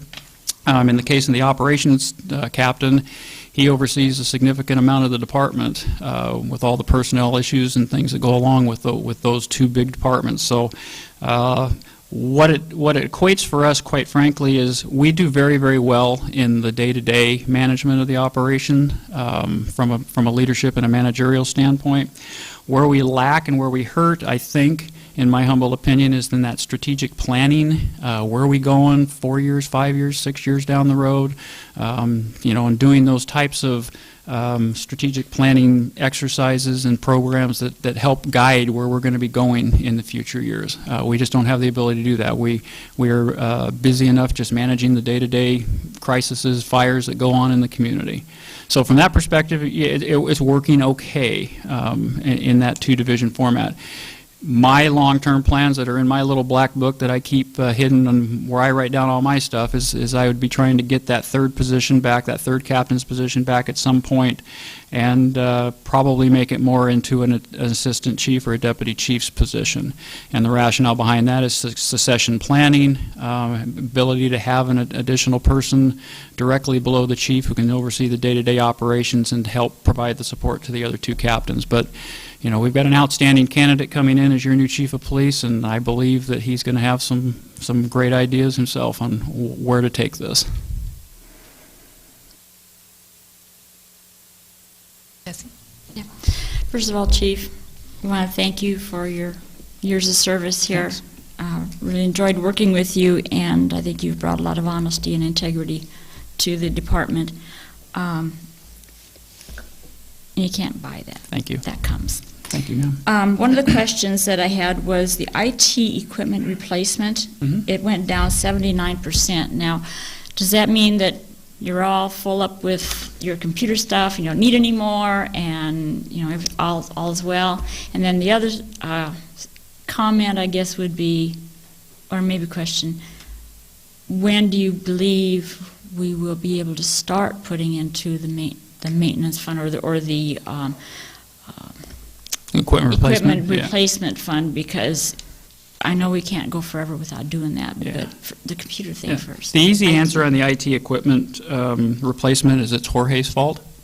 Okay, got it. Is that No, the simple answer for that one is in consultation with our IT personnel, with Jorge and his staff, and we looked at, we kind of had to do a lot of the things where we're going to borrow from one fund and to balance things out to where we needed to be. Jorge was extremely confident in the fact that we were in a position where we could get by for a year or so without having to have that extra funding in that line item. So we're sitting okay from a technology standpoint right now. We can try to do this for a year, and Jorge can certainly correct me if I'm off base a little bit. Is that somewhat accurate? You're just going to. He had to dig me back. All sides. Yeah, he had to That's dig right. me back. Yeah.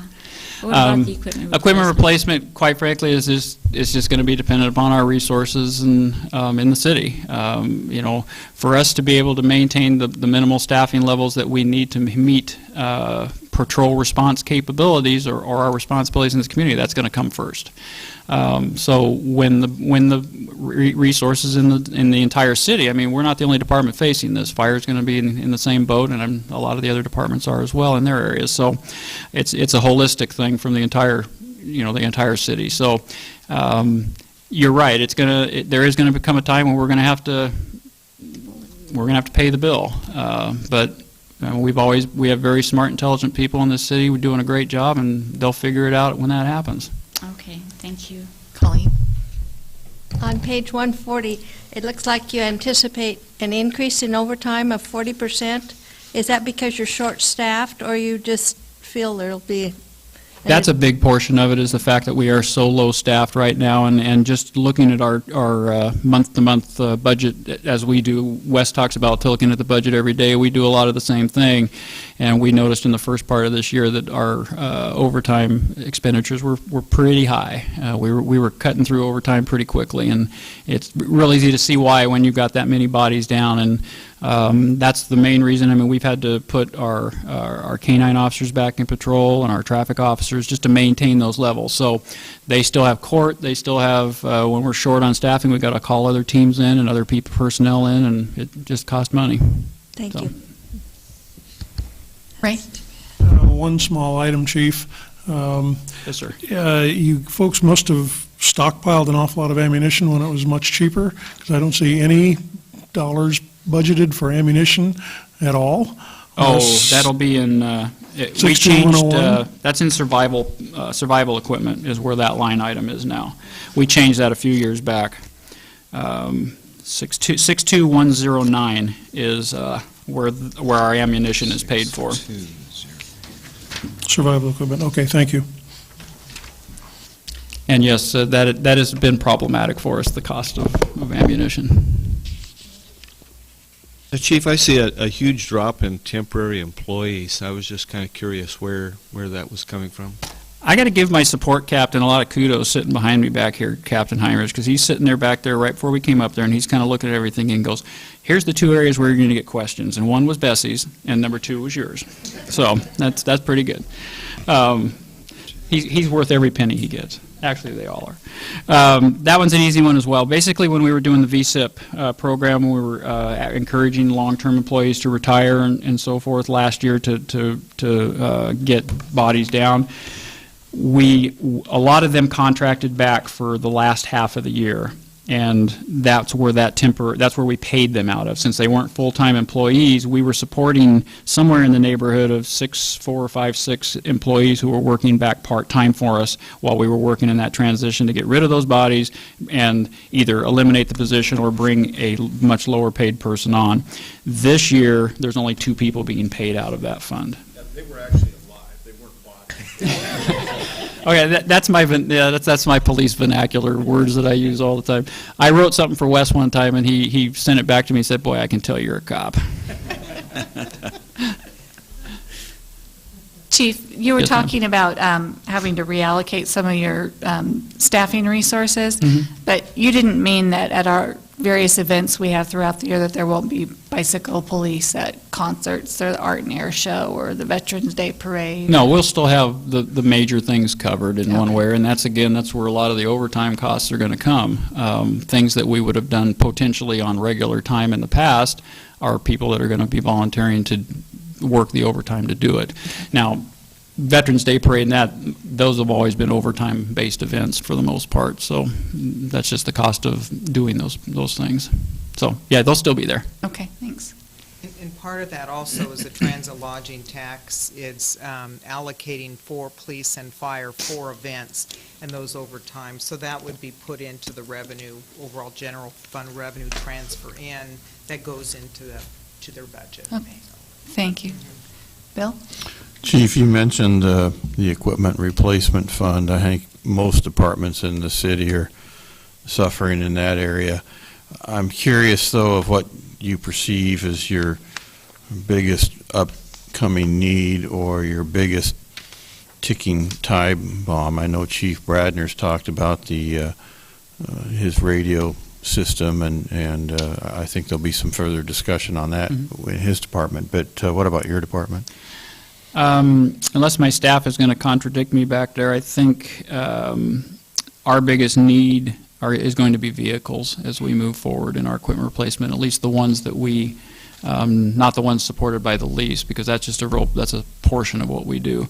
We've got one of the pickups that our CSOs drives is over 10 years old now. Yeah, it's over 10 years old and needs to be replaced, and so the vehicle things for us. We just dumped a whole lot of money into radios that we'd been saving for and budgeting for and kind of piecemealing away here and there. So we're okay in that area. There's still going to be some increased costs with that, with our dispatch consoles and things along those lines. But I think vehicles, which then goes along with the emergency equipment that all goes along with that. I mean, it costs, it's a hefty price tag to put a vehicle together. So that's where our issues are going to be. Thank you.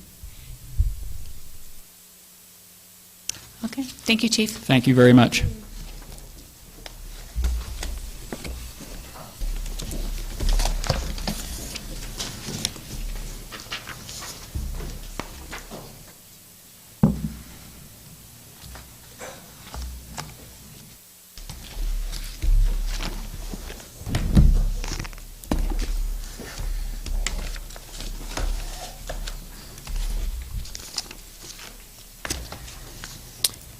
Good evening, Madam Chair and Budget Committee. My name is John Bradner, and I am honored to be the Fire Chief for the Albany Fire Department and presenting to you tonight the 2013-14 budget for my department. Like Chief Boyd, I wanted to spend just a second and thank everybody in my organization who participated in this process. We start the process in January, start bringing all the numbers together, looking at the needs from the lowest level in the organization, and then working to the point of where we are tonight to be able to present it to you. So I appreciate all the work that they put into it. And I also appreciate, as others have said, the work that the Budget Committee puts into it as well. It's very fortunate that we have people like you to volunteer for that and to provide us the oversight and the guidance. So as a few reminders, for those of you that have been here before, the fire department budgets include 3 general fund budgets, which are the fire suppression, life safety, and the public safety levy and the life safety division budget. And then you'll see in front of you in our section, which starts on page 144, you will also see 3 revenue funds: the ambulance fund, and then 2 grant funds, one of which is the SAFER grant, which SAFER grant stands for Staffing for Adequate Fire and Emergency Response, and that's a federal grant that we received, and it started in October of 2012, and it's a 2-year limited time frame grant that will expire in October of 2014. And so that's one of the 3 revenue grants or revenue funds that we have tonight. Also, as a reminder, I realize I tell you this every year, but I think it's important for you guys to hear it. About every year, the fire department brings in somewhere around 30% of our operating expenses in revenue into the organization, either through ambulance service fees, our fire med membership program, contracts with the rural fire districts, grants, all that type of state reimbursements, the conflagration stuff that Councilor Kopczynski brought up. But typically we're right at about 30%, and I think that this year we're probably going to be somewhere in that general range as well. We have seen some increases in our fire med program, and last year when I talked to you, we had just instituted a rate increase from $50 to $65, and I was probably a little unsure as to what that would mean, and I'm pleased to say that that actually resulted in more revenue coming in than we actually even anticipated. We anticipated an increase because of the increase in rate, and it actually exceeded that by about $10,000, and so the fire med program is doing well. In fact, I checked earlier today, and we're about 5%. Our fire med year runs May and June is our renewal time, and so we're just kind of in the beginning of that. But at this point in time, we're about 5% ahead of memberships compared to where we were last year at this time. So that's a positive thing. So we have some positive things going on the revenue side with getting the grant. We've also got some negative things going on as well. With the ambulance fund, that when the federal government went into sequestration here a few months ago, that affected the ambulance fund because ambulance service providers then began receiving 2% less revenue on their Medicare patients, which 58% of the people that we invoice are Medicare eligible patients. And so that 2% reduction in the amount of money that we receive from the federal government for those individuals results then in a loss of income for us. And then the other thing that's on the horizon that's going to have an impact, we believe at least, on the amount of money that we get back is the changes that are coming for both federal and state healthcare system. We believe that will result in a decrease in revenue for the services that we provide. And so because of those factors, you'll notice in our ambulance fund budget that our revenue projections actually went down from the current year to what we have slated there for the existing year. So excluding the SAFER grant, because like I said, that's just a 2-year grant, a total of $1.2 million or $600,000 a year. If you exclude that, and due to the reductions I just talked to you about in the revenue from the ambulance fund, our fire department's overall budget request for this coming year has increased by just 1.6% over the current year. From a historical perspective, over the past 5 years, the fire department's overall budget has increased a combined total of 6.3%, or about 1.25% per year. During that same time, much like Chief Boyd said from Albany Police Department, we have reduced our materials and services budget by right at 8.4%, so it's a pretty significant reduction for us. So going through, I'm not going to go through each line item on each one of the budgets, but I wanted to highlight just a few things to maybe head off some questions that you may have before we get to the questioning portion of this. You'll notice a decrease in our overtime budget. We actually combined between our 4 main budgets, decreased our overtime request by a combined total of $90,000. And that's due to the increased emergency services staffing due to the SAFER grant, and I'll talk more about that in a little bit. You may have noticed in our general fund some increases in our vehicle fuel charges, telephone charges, personal protective equipment, physical exams and medicals, and department vehicle maintenance. Those are a direct result of that decreased revenue I was talking about in the ambulance fund.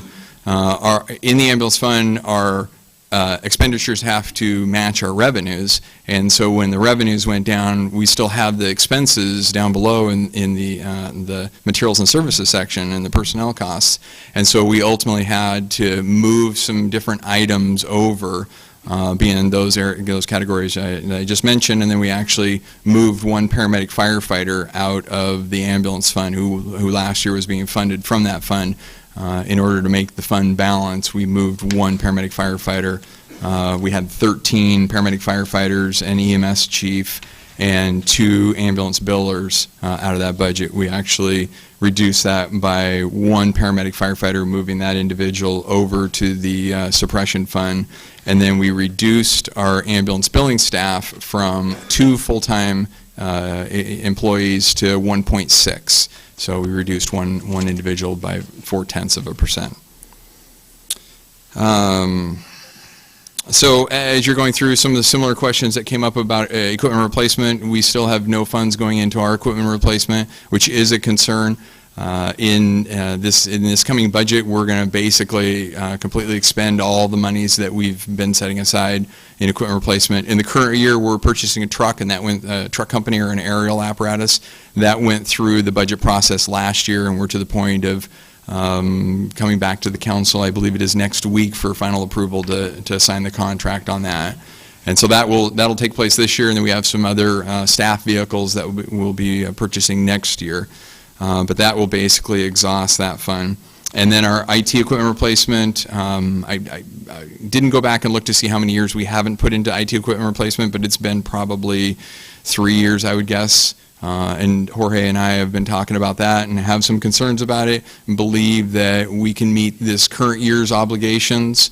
But then beyond that, especially if the city ends up having to go to a new system and we have to do a significant change out of our computers because of the new operating system, that's going to cause us concerns because we'll most likely spend that entire fund down. So there are concerns with not putting monies toward those. One of the things I've come to you, this group with, I think 2 or 3 years prior to this, is budgeting for firefighter physicals. And this year, we were able to do that. And so you'll notice a significant increase in the line item for firefighter physicals in the suppression budget. And it's not the full physical that's suggested by the Firefighter Wellness and Fitness Committee, which is a national committee, but it's a step in the right direction, and it's definitely one that we can provide for our individuals, and we believe that we can afford it based on the money that we were able to budget. Due to the compression on the levy fund, our public safety levy fund this year will only be funding personnel costs and central services charges. Previously, we had a little bit of money in there for materials and services. We dedicated some money toward uniforms and toward training, and there might have been one other item that we had some costs in there. But just where that's at and the amount of money that we've got coming in, and where the personnel costs and central services charges hit was right at our target. Chief Boyd earlier talked about we were given a target, and so we hit that target without having any money in that fund for materials and services. And then you'll notice in 1203, which is the life safety budget, some pretty significant increases. That's due to the fact that we were able in this current fiscal year to fill the vacant deputy fire marshal positions that we had outstanding, and so those positions have now been fully funded, or fully staffed, I should say. And so because of that, we had been carrying some vacancies for a while. That's why you'll notice that increase in there.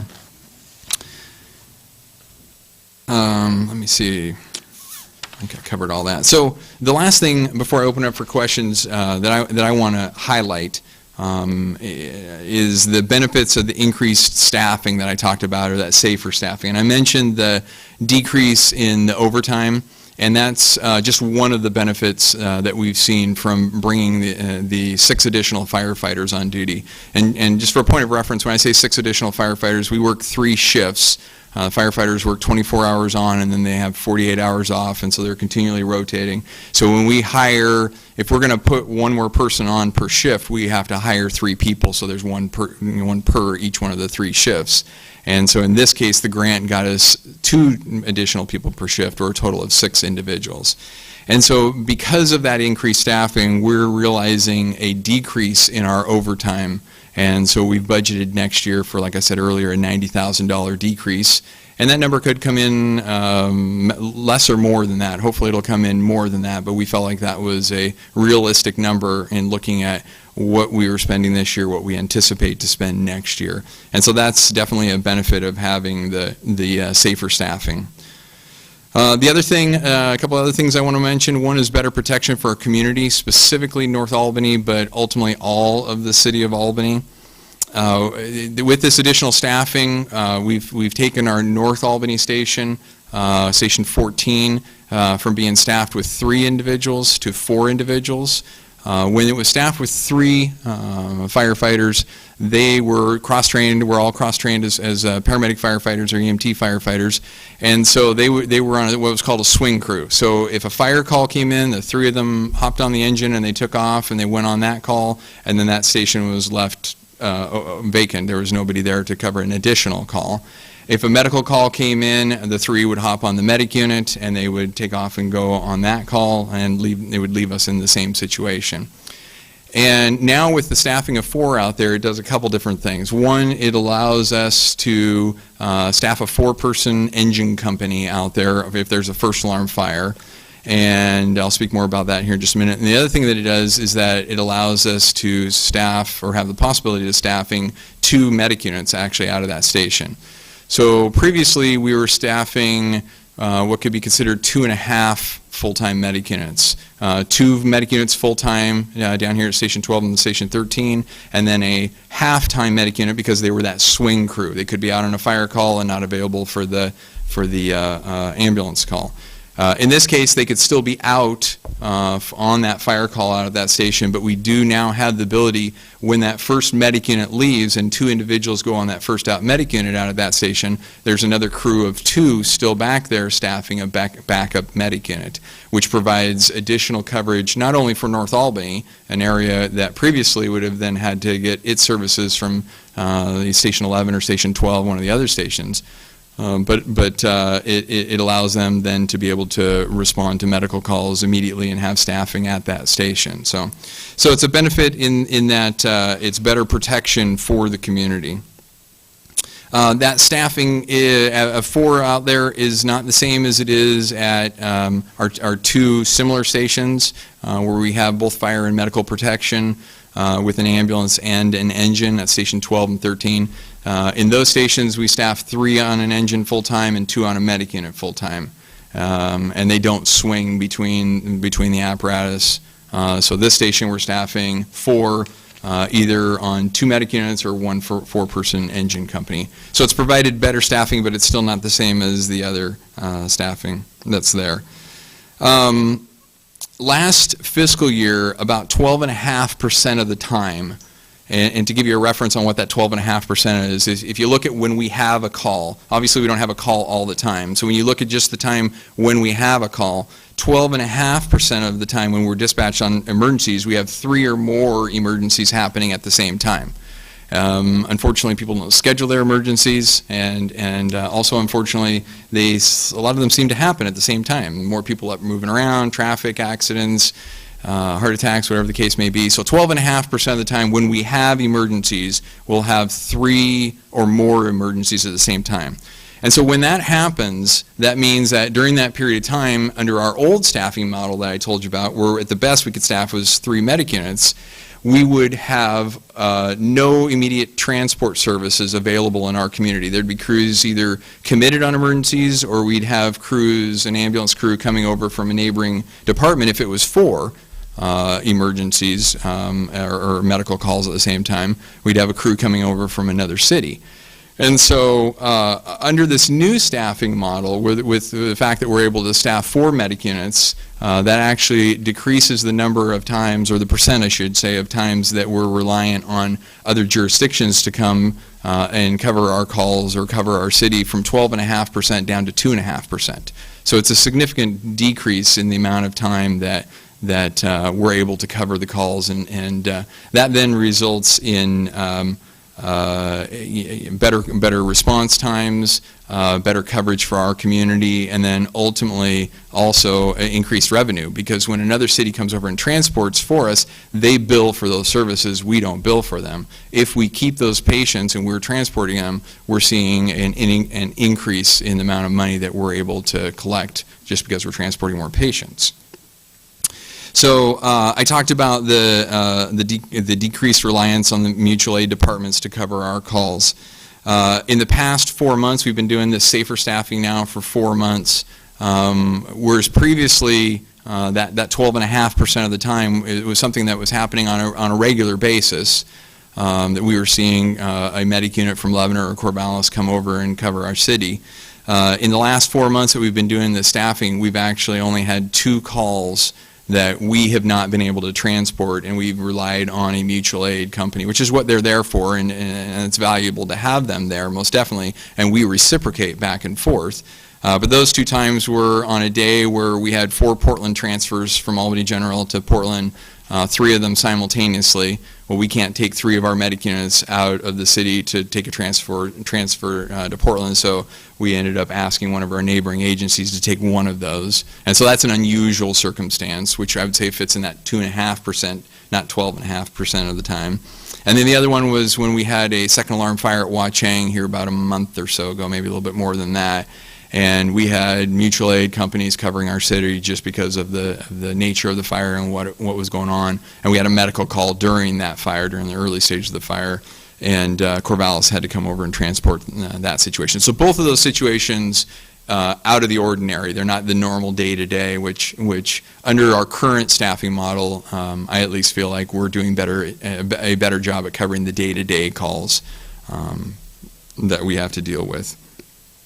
The other point that I want to make as far as the benefit of the increased staffing from this the SAFER grant is improved responses on the fire side. A couple things that in applying for the grant specifically looked at.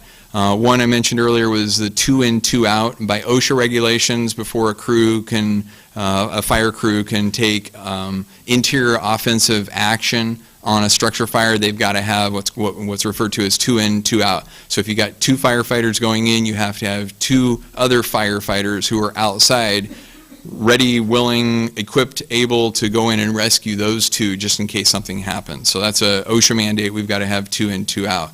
A big part of the reason why we chose to put 4 out there at Station 14, with the other stations, if crews are in quarter, they're all able to have that 2 in, 2 out in their first in district before another unit arrives, except in the previous staffing model, Station 14. Now Station 14, if they're rolling out with a 4-person engine company, they're able to provide that 2 in, 2 out, and we can take action quicker. We can keep the fire smaller, hold the fire in check. We can make an impact sooner by having that out there. So we've been able to impact that by having this staff. And the other component that was looked at was a department's ability to have 15 on scene of a normal single-family house fire. And that's the number when NFPA, National Fire Protection Association, takes a look at how many personnel should be on scene to be able to carry out all the functions needed for a regular house fire. 15 is the number they come up with, and then the time limit that they've said is that it should occur within 8 minutes. You should be able to get 15 people there within 8 minutes total time. So prior to this SAFER staffing that we had, we were achieving that 8-minute time frame about 50% of the time. Since we've put this on, we've had a few structure fires, and we've actually seen that percentage increase from right around 50% to a little over 70%. So we are definitely seeing some improvements. We'd like to get that higher if at all possible to be able to meet that standard. But it's definitely had an impact. Another point I wanted to make was that in talking about the 4-person crew, a national study that was conducted in 2010 revealed that a 4-person firefighting crew can complete 22 essential fireground tasks 25% faster, or the time they put on was 5.1 minutes, but 25% faster than a 3-person crew. And as I said, that results in suppression of the fire quicker, searching for victims faster, and safer fireground operations for the firefighters. So the benefit of getting 15 on scene sooner was seen, and I think I talked about this in a recent awards presentation that we did.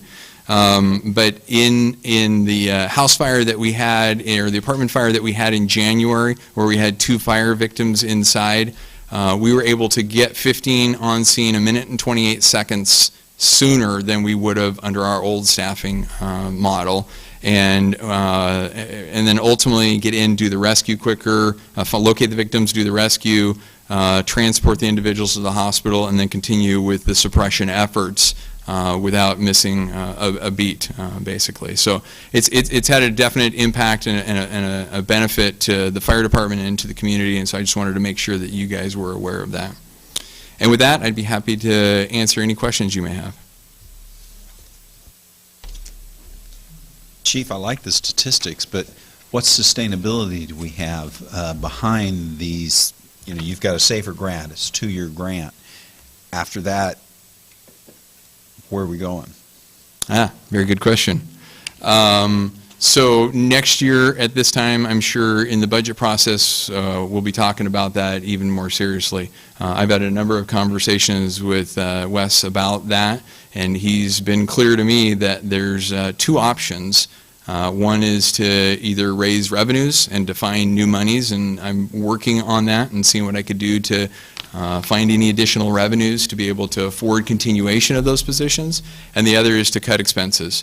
And like I talked about, the overtime expense going down by $90,000, I'm hoping that number comes in even greater than that, our savings in overtime. So that way, when I come back to you next year, I could say, okay, there's some additional revenues here, we've cut expenses over here, we'd like to be able to continue these positions into the future.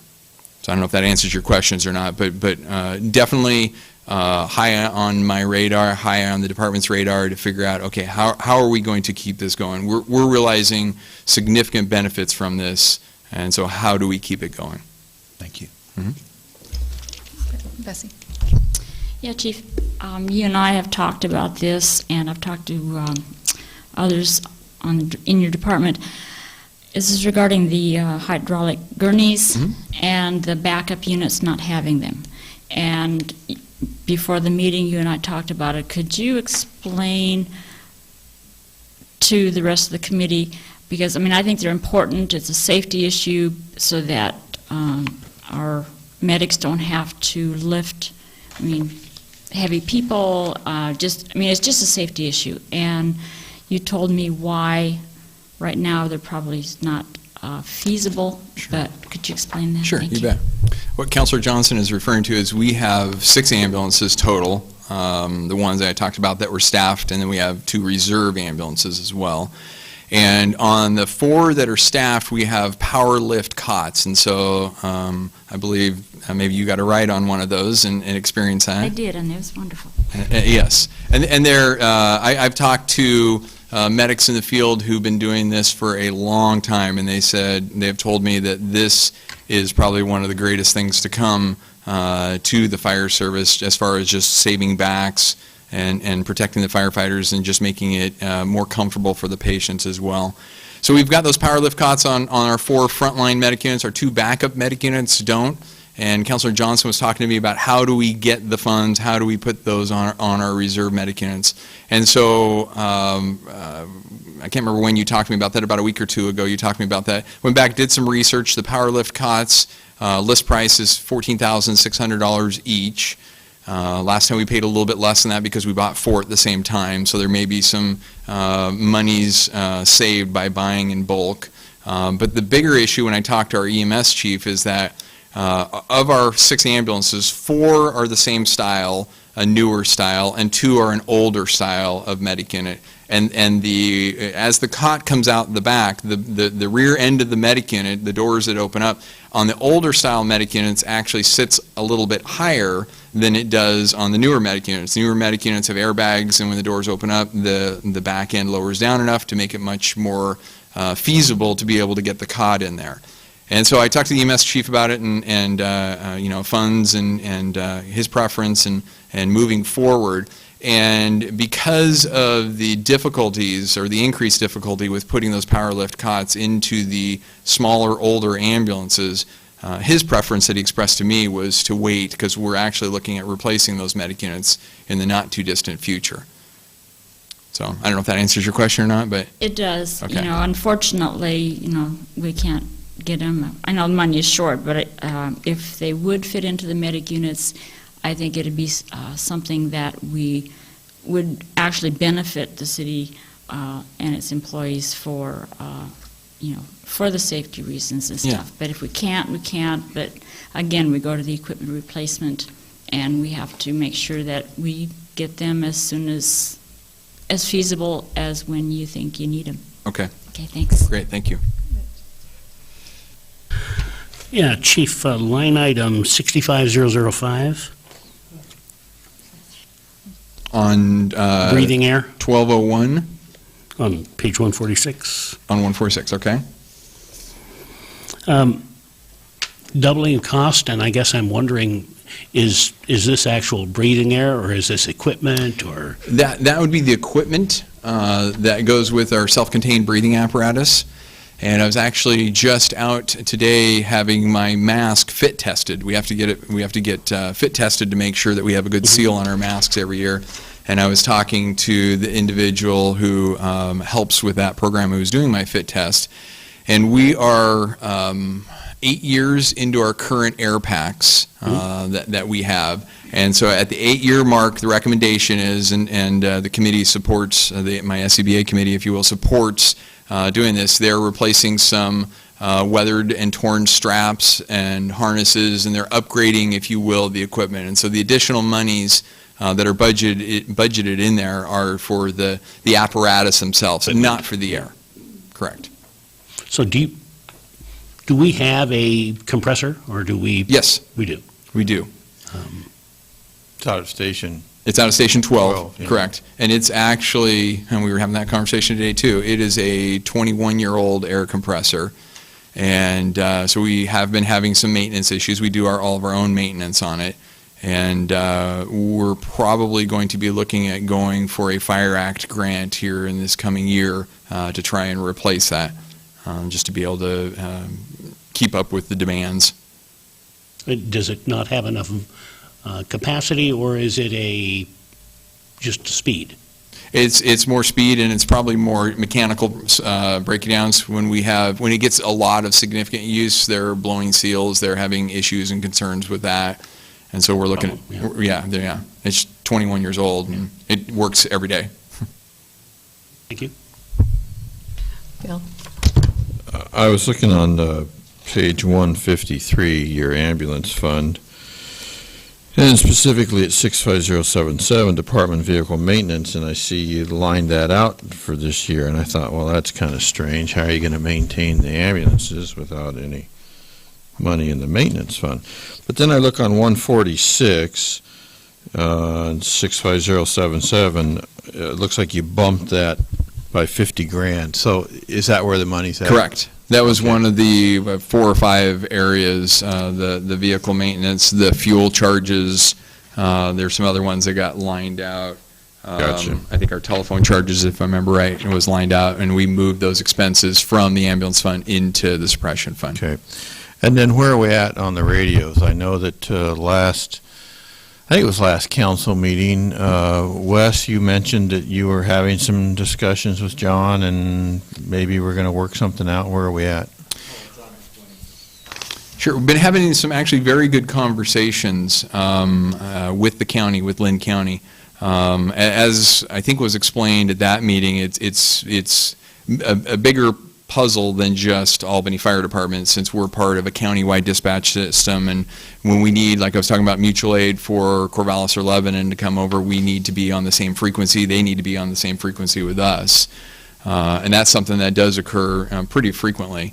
And so for us to get to the point of changing our radios from the current frequency they are to a 700 megahertz, the same that APD went to, it involves a lot of things coming together. And I actually had a conversation just this last week with the captain at Lynn County Sheriff's Office, who is in charge of the dispatch center, and he called me, and we were talking about something else. He said, hey, well, I got you on the phone. I think we need to start looking at pushing hard for changing our radio system over to the 700 megahertz. And he was going into trying to sell me on this, and I let him give me his sale, and I said, sold. I mean, I'm there. I'm right there with you. And so much so, I told him about our conversations that we've been having. And so we're going to start some 2 county conversations. Lynn and Benton County, we have a joint fire defense board meeting actually coming up this month, where all the county chiefs, 2 county chiefs will be at it, and he's going to bring it up. I'm going to support it at that as far as developing a plan for moving forward. It is a significant cost, and so because of that, one of the things that I committed to him is that we would look for grants to try and put in for a regional grant. The Fire Act grant comes up every year. They like the regional concepts. If you're doing something, it's not just helping your agency, but it's helping multiple agencies. In this situation, it would definitely do that. And I told them we'd be looking for that. I'd be happy to help author or participate in supporting that grant in any way. And so there is steps occurring to get us to that point. And I was very pleased to hear him be at the same point that we're in, that we need to do something about it, and we need to do something sooner rather than later. Do you have any money in this budget for that purchase? No. That would be because of the magnitude that I believe that would be needed from our department, and right now it is a best guess at the $1.5 million. That's not included in this budget. In my mind, that'd have to come from another resource. I guess my concern is, I understand the other cities, the other counties, mutual aid. Again, I understand that. But I put a higher priority on the City of Albany Police Department being able to communicate with the City of Albany Fire Department and vice versa. Is that a fair judgment on my part? Oh, most definitely. I mean, that's a concern for us when we go to events that would include both of our responses. Our ability to talk to each other is imperative. There's no doubt about that. One of the things that we're taking a look at is trying to complete some intermediary steps, realizing that to go through a grant process, to get multiple agencies on board with it, to go through that entire two-county process is going to take a little bit of time, whereas there could be some intermediary steps that we could take with maybe putting some 700 megahertz radios on our frontline apparatus, our engines, our command rig, our ambulances and whatnot, that could buy us some time. It wouldn't be optimal. They'd have to be in the vehicle to talk to one another, but at least it'd give us the ability to scan their frequencies and to listen in as far as, what they're dealing with. Well, and part of the discussion I had with Captain Heinrich was that maybe there's an opportunity to piggyback upon some of the infrastructure they've already purchased. And I don't want to oversimplify this, but it seems like what you just said, buy some radios for your main vehicles or whatever, and that's I'm going to guess a hell of a lot less than $1.5 million. But sure. Yeah, Bill, I think the key issue here is that the main impediment to this whole process right now is not money. It's trying to coordinate with all the different agencies that are involved, and I think what John's come up with is a good strategy on, doing it sort of incrementally, and but at some point, obviously, there is going to be a major ask, and one of our challenges in the next couple of years is, coming up with a plan for getting that money, whether it's, and usually what we're able to do with these kinds of things is to come up with some grant money, but,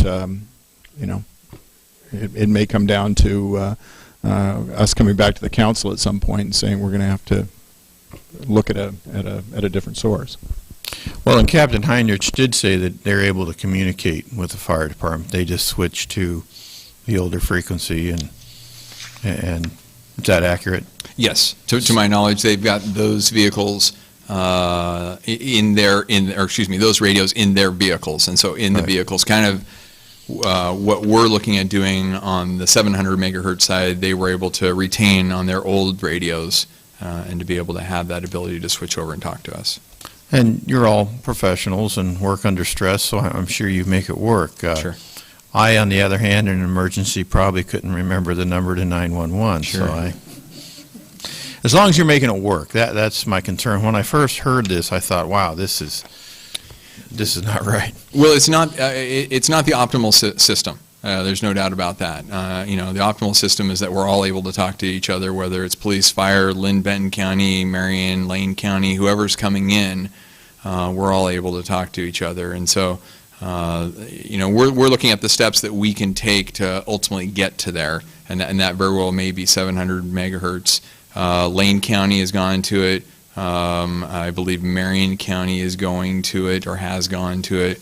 And so ultimately, I think we're going to get there. It's just a matter of what are the steps we need to take to get there. All right. Thank you. Colleen? I just have one quick question on your personnel for ambulance. I noticed it's decreased during the last few years, and yet our population has increased. Has that affected your response time, or is it just a different, I don't know. Well, realistically, the number has decreased because there's been a corresponding increase on the suppression budget. We've had to move some people out. Other than the 0.4 decrease in our ambulance billing staff, that has been a direct loss to that division, if you will. We took one of our ambulance billers from full-time down to 0.6. But other than that, it's more a matter of moving the expense out of the ambulance fund because the revenues wouldn't support it anymore, and then putting it over into the general fund, and the general fund absorbing that expense. But aren't most all your men trained to go both ways? Oh, yes. All emergency responders are at a minimum level firefighter EMT, which is an EMT basic, and the majority of them are firefighter paramedics. Yeah. Right. Okay, Chief, a few days ago, there was an article about a municipality up near Portland that was testing a process that they're going to be ending up being able to save considerable money long-term on equipment maintenance, and that's where instead of having a medic unit and an engine go out on a call, they've actually purchased 4 SUVs, and that's to save the cost on the main engine. Have you seen that article? Does it have any kind of a merit down the road long-term? I have. I'm aware of it, and why that type of situation works in, that was Portland Fire that was doing that, and Tualatin Valley Fire and Rescue also has a similar model that they're using. Why that works up there is because they've got so many stations that if that station is out in that SUV responding to that medical call, there's probably 2 or 3 or 4 other stations that surround that station that if a fire occurs in that station's, the first station's jurisdiction, they're able to come in and back them up.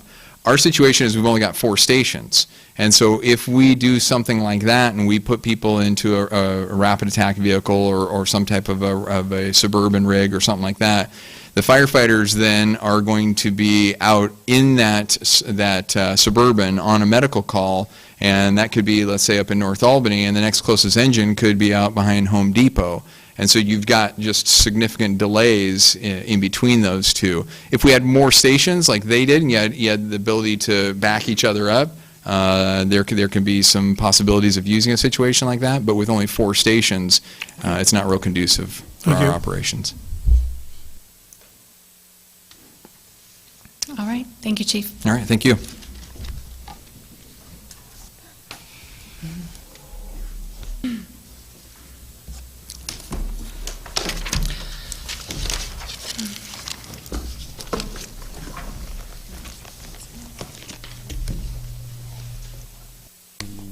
I don't think so.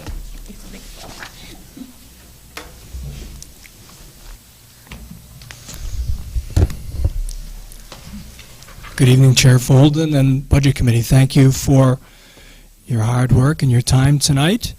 As always, at this time of the evening, I provide a little bit of entertainment, and I want you to know that it's been a good year for the library. The number you need to remember is over 1,000.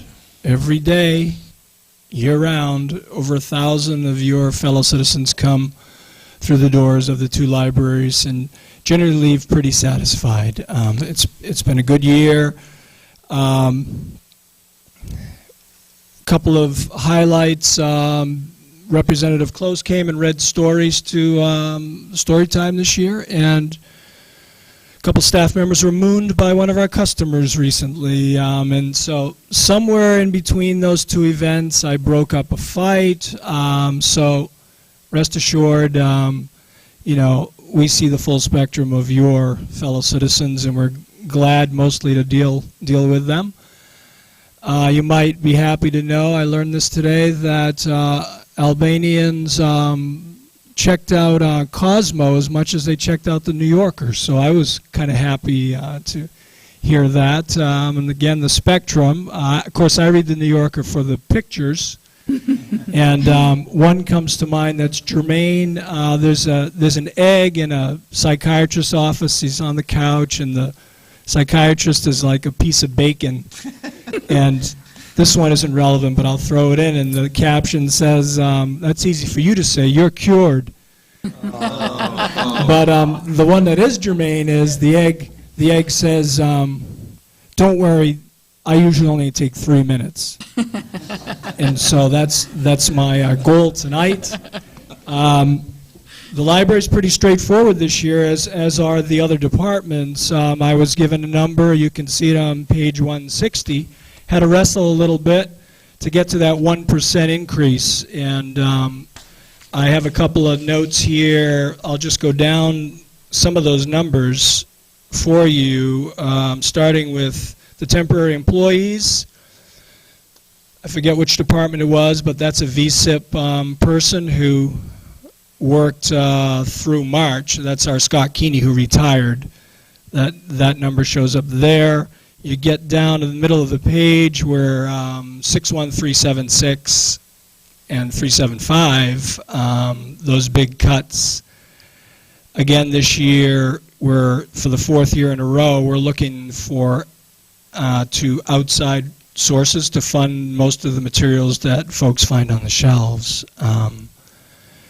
And down 66015, unlike some of the larger departments, as far as IT equipment replacement, we're in pretty good shape. We have about $50,000 or so saved up over the years, and we're very scrupulous and with stretching our IT equipment. And so I'm more than confident that the 4,400 will serve us well, and it will just tap into our reserves. So we're in pretty good shape there.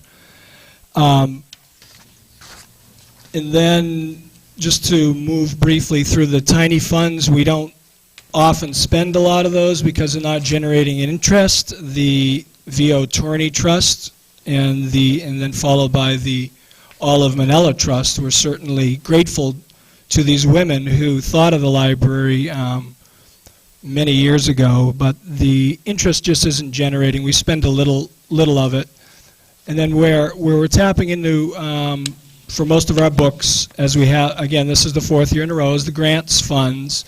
And you can see basically on page 167, we have budgeted currently OCF from our Scharf endowment will generate 81,000, will disperse 81,000, similar to last year. We're talking with the Library Foundation. They haven't quite decided on their budget for 13-14, but somewhere in the $25,000 to $30,000 range, I hope, and then the Friends of the Library would account for that miscellaneous revenue. And the beginning balance might be generous, but nevertheless, we're looking for basically $155,000 plus from outside the general fund to put materials on the shelves. A couple of things to back up. In 2014, we'll celebrate 100 years of library services in Albany. So look forward to some events, some fundraisers at both libraries. It's going to be a fun year. Stay tuned for that. And I would say this past year and going forward, if you look back to page 159, some of our strategies and actions center on effective government and collaborations. We did migrate to our new open source software, finished that up. And so we have Lynn Benton and Lebanon and ourselves saving money as we speak on software license fees that are no longer we don't have to pay any longer. So that's good. You may know that the school library, as you maybe knew it, is an endangered species. Barely has a pulse. So the foundation has worked by providing interesting programs on early release days for gaps.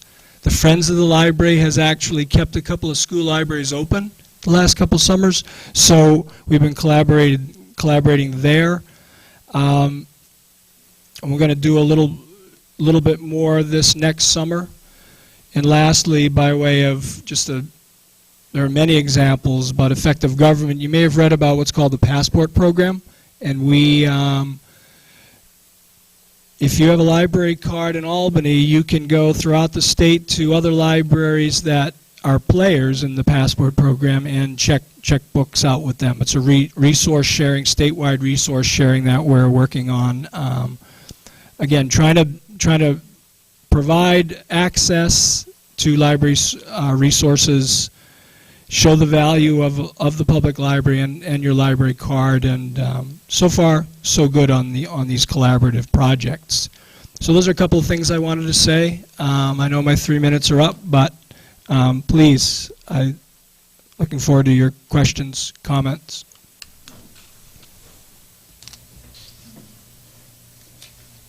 No questions? Okay. I'll make a comment.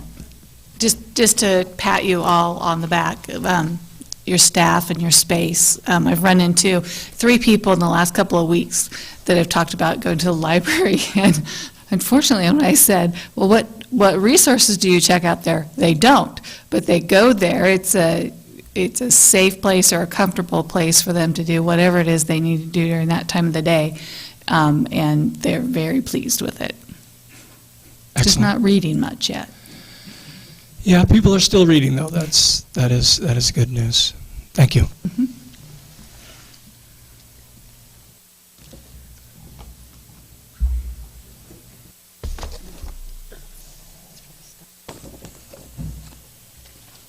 Team approach here. I feel like I'm in kindergarten. Good evening, everyone. I was planning to, since we have 7 funds in the Community Development Department, I wasn't going to go through them line by line, but just really highlight some of the key points, and then, of course, answer questions. So the department budget this year is relatively stable, which is great situation to be in. And staff changes in the last year have helped. We had our Community Development Director and building official leave, and there were internal promotions. But without backfilling our other positions. So it's a tight ship right now, and we're making it work, but occasionally it's pretty stressful. But there has been a development warming trend that seems to be continuing. So the building division is doing a lot better this year than it was last year, but given that it's a volatile, unpredictable business, we're just remaining cautiously optimistic because it's really hard to predict. As Gary was saying, if you compare like last year in April, it was, I'm just making this part up, but last year in April was doing really poorly. This year it's doing great. Last year in July it was doing, there's really no, it's a certain month, therefore we know we're going to be doing well. But we're doing well right now. In planning, the majority of the budget in planning is for personnel and fixed costs, so that doesn't leave us a lot of leeway to adjust the budget very much at all. But we were able to come in with a budget that, meets the 1% increase. It's a little bit less, actually. So this last year, we hired a temporary employee to fill a vacant position in admin. It's half planning and half building. And we'll be filling that position permanently this next fiscal year. We also hired a temporary employee to start catching up on some scanning that we were really behind on, and we'll still need contractual service line item to help pay for if we need backup in planning, and also we use that for third-party reviewers. Sometimes we get applications that have a technical aspect that we don't have the staff that can do it, like an acoustical analysis or hydraulic and hydrologic analysis. We need to hire somebody to review that for us. And we're no longer proposing to support the compliance officer from the planning budget, since planners are now doing the ADC code enforcement, and the officer is focused mostly on building and municipal code compliance. The housing budget, I'll just explain it briefly for those who aren't familiar. It's a little bit funky. The housing budget, which is on page 173, they're funds from a previous CDBG grant that was for housing rehab. And the funds that are in there came back in when loans were repaid, and there's some interest. But there was a time period, which most of us in this room weren't here, where people forgot what the funds were for and were spending them on things that they weren't supposed to be spent for.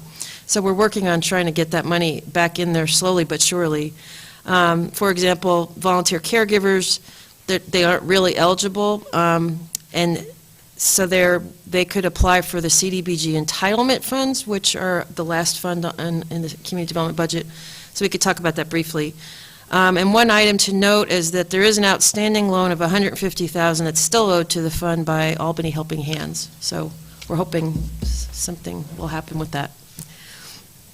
With building inspections on page 175, I mentioned the compliance officer. It shows a transfer of funds from the general fund, which acknowledges that the compliance officer is also doing work for other departments, not just building and community development. There's some new line items related to electronic plan review software that you mostly have heard about, I think, the Project Docs. It's something new that will it'll be saving a lot of money for the developers, and will be saving us. It's more efficient for us as well, but there is a cost associated with that, at least up front. So that added some items. And there's also a contractual services line item for building because, again, we are anticipating we're going to need to have at least have the capacity to hire somebody part-time on a contract basis, because it is getting to a point some days where it's difficult. We don't have enough staff to help people.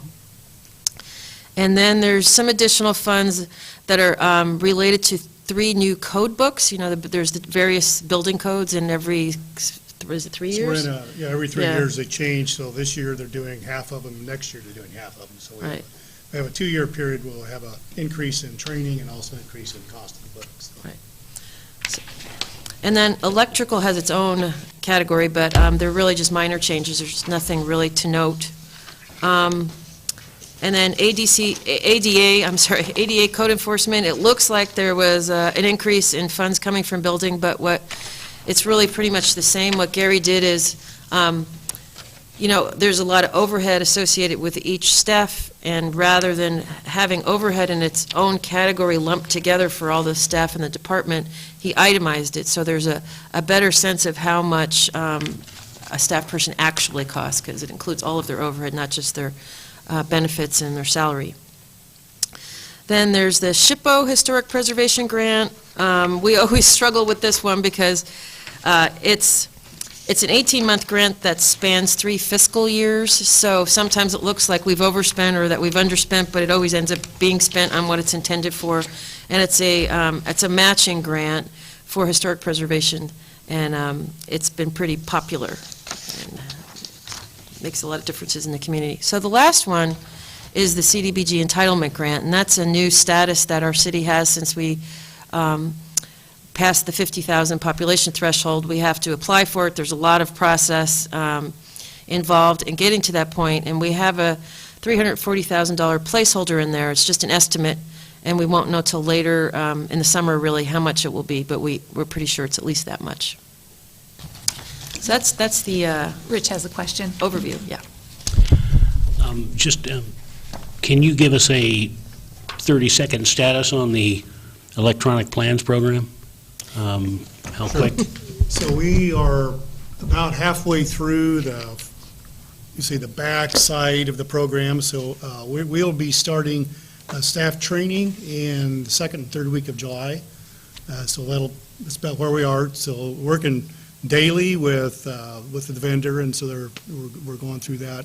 But yeah, we'll have all of our staff, all public works staff, anybody that'll be using the system will be trained in those two weeks of July. Shortly after that, we'll be doing a soft start, and probably September we'll be coming on full bore. Not everybody will be on at that point. Probably that'll be more like the December area time before we're at. So, but coming along quite well. So, thank you. Yeah, I just have a quick question. With the, since we're an entitlement city now, and we're going to be getting that money, do you have any idea, is that specified to go somewhere specific? Well, there is a process. The feds have a pretty long list of the kinds of activities that are eligible, and Sharon can correct me if I say anything wrong, because she's way more involved in it than I am. But and Catlin is the other staff person.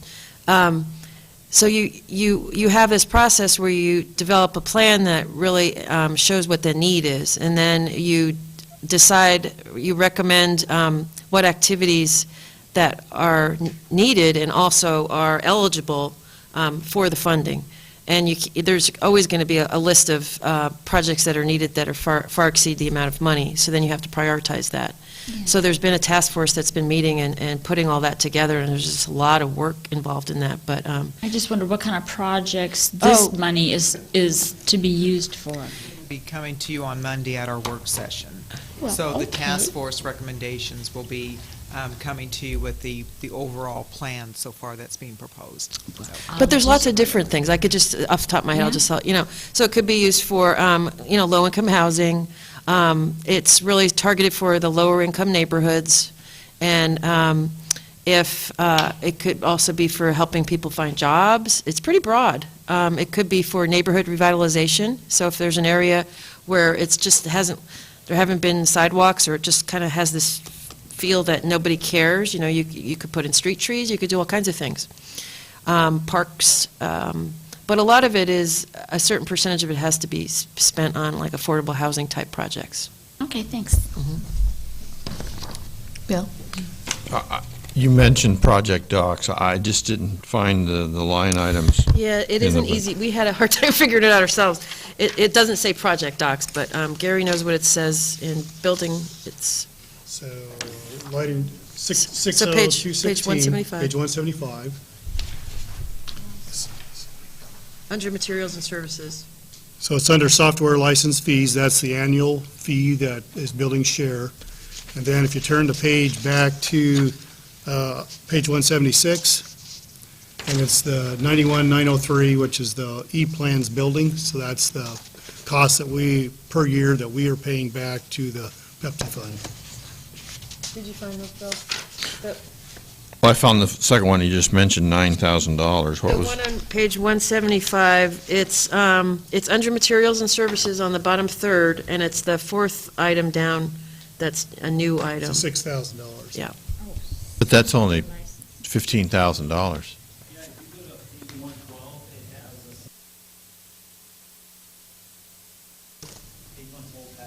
This is just building division's share of that, so. So who all's paying for it then? Building, planning, fire, public works, I think parks.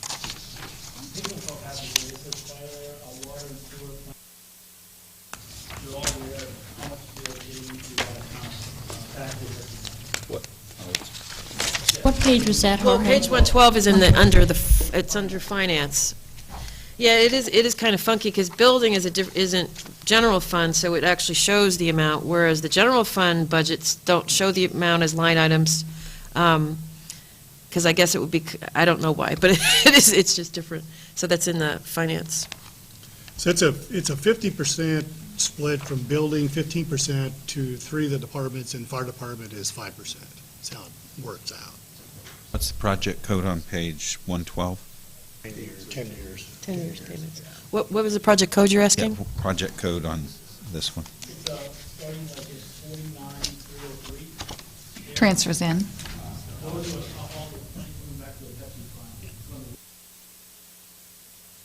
So you're borrowing the money from the Pepsi Fund, right?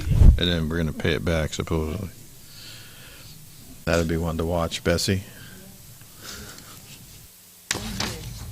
Thanks. Well, it's in the budget, so it's there. It's on the internet, it's true. All right, thank you. Thank you. We're done? Okay.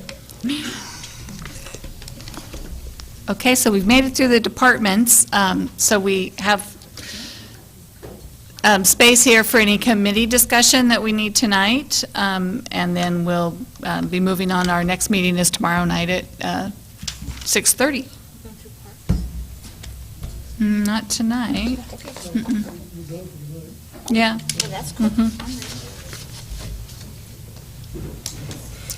Although I'm sure that Ed did catch that she said that money could be used for parks, and he'll probably bring that up tomorrow night. So is there any discussion anyone needs to have tonight? All right, then this meeting's continued to May 15, 2013, 6:30 PM. Any other business? All right. It's this new system where they can review You're plans. talking to and us? make Okay, we're adjourned. Send them back.